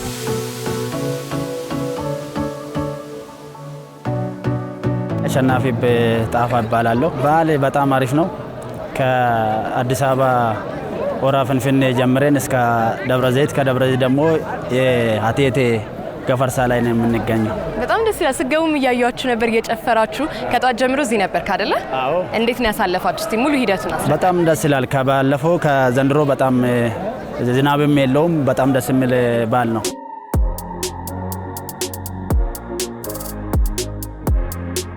name is Ismail Sheikh, visiting from North Sudan. Okay, from Sudan. Yes. Is it your first time visiting here? It's my 9th. Oh, wow. First time was 2010. Okay. Every year until 2018, and then COVID and stuff, I'm back. Oh, well, perfect. Welcome back. So, Thank you so can you share us your experience about the whole journey of celebrating Irrecha? It started 4 in the morning. I heard shouting in the street. I was like, what's going on? I went to the balcony and I saw a group of these lovely people singing and chanting and preparing for the party that's coming ahead. When I asked around, they told me they came from all around the country for this. And I was not lucky for the first one. But today, I am so happy I got to experience this because it's not this place. It was started that day with that group, ending up with this long, beautiful walk to here. All the singing, the prayers from A to Z is beautiful. ባሩ በጣም ጥሩ ነው። ከአምና ዘንድሮ ደግሞ የተለየ በጣም ደስ የሚል በዓል ነው ያሳለፍነው። ሆራ ፊንፊኔም እሱንም ጨምሮ እዚህ ቢሾፍቱም ያለው በጣም ደስ የሚል ሁኔታ ነው ያሳለፍነው። ሆራ ሰዴንም ይኸው በዚህ ደስ በሚለው መልኩ ያሳለፍን ነው የምንገኘው። በጣም አምሮብሃል። እንዴት ነው በዓል እያሳለፍክ ያለው? በዓል በጣም ምርጥ ነው። እንዴት ነው የምታከብሩት? እስቲ ኢሬቻ አከባበሩን በትንሹ ንገረኝና ከአለባበስ ምን እንደሆነ የለበስከው? ኢሬቺ በረና ባየነ መተቶላ ኢሬቻ ፍንፍኔ ራካልኔ ሀጋር ረገኙቲ ባየ ከኑቲ ቶሌዳ አኮመቲት ነው አፈፉ ጀና ኡመን ከኛላ ከተበየ ነገር ከተረፈቹ ሳዋን ተኮ ባየ ኑቲ ቶሌ ጉዳ ገለቶ ማን ነው ረካውላት አሊ ፈተከያ ኩኒ አዳ ኦሮሞ ከሰ ጅራ የሮ ኦሮሞኒ asirrat gaachana uffata kana kallee jedhaman kun immoo goofaree jedhama. Yeroo gadaa sirna gadaa qaba Oromoon gadaa irratti hin uffatama. Yeroo irreechallee ittiin dhufnee aadaa keenya ittiin mul'isuudhaaf kanaaf uffanne waa biroo osoo hin ta'in jechuudha.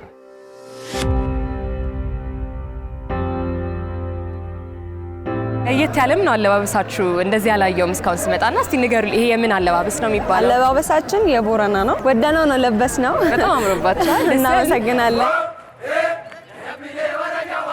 I saw you were here with some of your friends, right? Yes. They all look so beautiful, stunning. Absolutely. Are you all from the same place? No, they're actually locals. They are my Oromo friends who introduced me to this beautiful event and brought me here and translating and helping me out. In fact, like, this is the most beautiful things about having friends from all over. Yeah, exactly. Exchanging cultures, knowing the similarities before the differences. What brings us together, what makes us one. Definitely, perfect. So what's your favorite thing about celebrating Irrecha? My favorite thing is I look around and I don't see different people. It's like everything is unified, whether it's the colors that's unifying people, the spirit, everyone is taking photos, having a good time. It's this beautiful seed of peace that can definitely spread and shade a huge part of this beautiful country. በቃ እንደዚህ አንድ ሆነሽ አንጸባርቀሽ መታየትሽ ራሱ በጣም ደስ የሚል ነገር ነው። ቦታው ላይ መገኘቱና እንደዚህ ከማህበረሰቡ ጋር አንድ ሆነሽ በአንድ አይነት ስታይል፣ በአንድ አይነት ባህል፣ በአንድ አይነት ሁሉም ብሔር ብሔረሰብ ውስጥ ይገኛል። አንድ ብሔር ብቻ አይደለም፣ ብዙ አይነት ብሔረሰብ አለ እዚህ ውስጥ እና በጣም ደስ ይላል እና ቦታው ላይ ራሱ መገኘት አንድ ደስታ ነው። እሺ፣ በጣም ደስ ያለ እናመሰግናለን።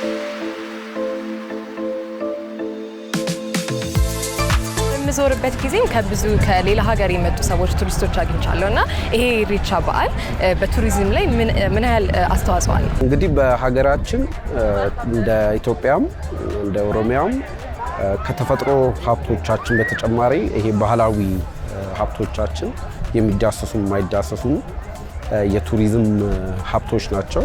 ለቱሪዝም ማሳያነት ወይ ደግሞ ፕሮዳክት ብለን የምንጠራቸው ናቸው። ሰዎች ምን ያህል የባህል ሴቶች እንዳሏቸው ለዓለም ሕዝብም ለአፍሪካ ወንድሞቻችንም የምናሳይበት እንደዚሁም በተጨማሪ ደግሞ እንዲሁም ኢትዮጵያ ውስጥም ደግሞ ያሉ ብሔር ብሔረሰቦች የሚታወቁበት ባህላቸውን ካንዱ ለሌላኛው የሚያስተዋውቁበት መድረክ ነው። የኢሬቻ ባህልም ያንን እሴት በያዘ እሴቱን በጠበቀ መንገድ ስለሚከናወን ከሌላው ዓለም ለሚመጡት ሰዎች የሚያስተላልፈው የሚሰጠው ወይ ደግሞ ሼር የምናደርገው ባህላዊ ሀብታችን ነው። ይህንን ደግሞ ኢንተረስትድ የሆኑ ፍላጎት ያላቸው የሀገር ውስጥም የውጭ ጎብኚዎች ይሳተፋሉ። ከጊዜ ወደ ጊዜ እያደገ መጥቷል። እኛ ደግሞ እንደ ከተማ የከተማችን ተወዳዳሪነት ያሳያሉ ብለን ከምናስበው የባህላዊ ኩነቶች ውስጥ አንዱ የኢሬቻ መልክዓ እቴጌ ነው። እዚህ ላይ በሚያስፈልገው ደረጃ የማስተዋወቅ ግንዛቤ ማስጨበጥ ባህሉ ራሱን ጠብቆ እንዲቆይ ማድረግ እነዚህን ስራዎች ከሚመለከታቸው አቦቲ ገዳ ሀደ ስንቄዎች ጋር ሆነን ስራውን እየሰራ ነው። እና ኢሬቻ በዓል ደግሞ ማህበራዊና ኢኮኖሚያዊ ሁኔታዎች ላይ ምን አይነት ጥቅም አለው? እንግዲህ ይሄ በዓል የህዝቦች ለፈጣሪ ምስጋና የሚያቀርቡት ነው። ከየትኛውም ወክ ኦፍ ላይፍ ወይ ደግሞ ከየትኛውም የህይወት ደረጃ ያለ ወጣቶች፣ ሴቶች፣ የተማሩ፣ አርሶ አደሩ፣ ምሁሩ ሁሉም ተሰባስበው እንዲመጡና ፈጣሪን ዋቃን እግዚአብሔርን የሚያመሰግኑበት ቦታ ነው። የህብረተሰብን ትስስር ወንድማማችነትን ከማስረጽ ወይ ደግሞ ከማጠናከር አንጻር ትልቅ አስተዋጽኦ አለው። ከዛም ባሻገር የኢኮኖሚ እድሎችን ይፈጥራል፣ ገበያዎችን ይፈጥራል። ሰዎች ወደዚህ ሲመጡ ባህላዊ ትውፊታዊ መንገዱን በጠበቀ መንገድ ተኩለው ሴቶች ተኳኩለው ተውበው ጨሌ አድርገው ልብሳቸውን እንደምታየው ባህላዊ ልብሶች ናቸው። ወንዶቹ እንደዛው እስከ ጫማ ያለውን ነገር ሁሉ አድርገው ባህሉን በሚገልጽ መንገድ ስለሚመጡ ይህንን ደግሞ ለመግዛት ወደ ገበያ ይሄዳሉ ማለት ነው። ሶ ይህን ዘርፍ ላይ ለተሰማሩ የገበያ እድል ይፈጥራል፣ ኢኮኖሚያቸውን ይደጉማል። ስለዚህ ኢኮኖሚንም በማንቀሳቀስ ወይ ደግሞ የጎጆ ኢንዱስትሪ የምንለውን ሳፖርት ከማድረግ አንጻር ትልቅ አስተዋጽኦ አለው።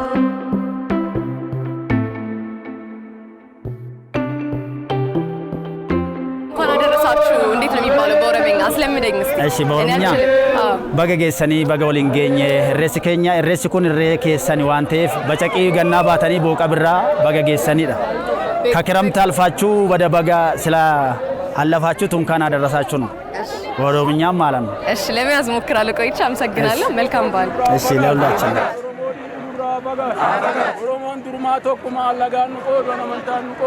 Do you have anything more to share to our people?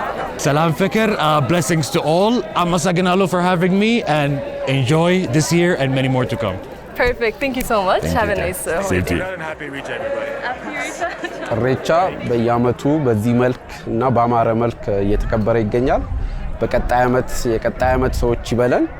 በዚህ አጋጣሚ መላው የኢትዮጵያ ሕዝብ የመላው በኢትዮጵያ ውስጥ ያሉ ብሔር ብሔረሰቦች እዚህ መጥተው ከህዝባችን ጋር ታድመው ወንድማማችነትም የሚጠናከርበት በዓል በመሆኑ በሚቀጥለው ዓመት ተዘጋጅታችሁ መጥታችሁ ኢሬቻን አብራችሁ እንድታከብሩ በመልክዓ እቴጌ ላይ ጥሬን አስተላልፋለሁ። ቴንክ ዩ።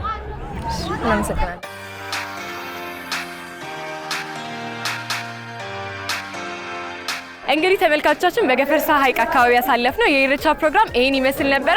በጣም ደስ የሚሉ ሰዎችና ደስ የሚል ጊዜ አሳልፈናል። በቀጣይ ጊዜ እስከምንገናኝ ድረስ ቻው።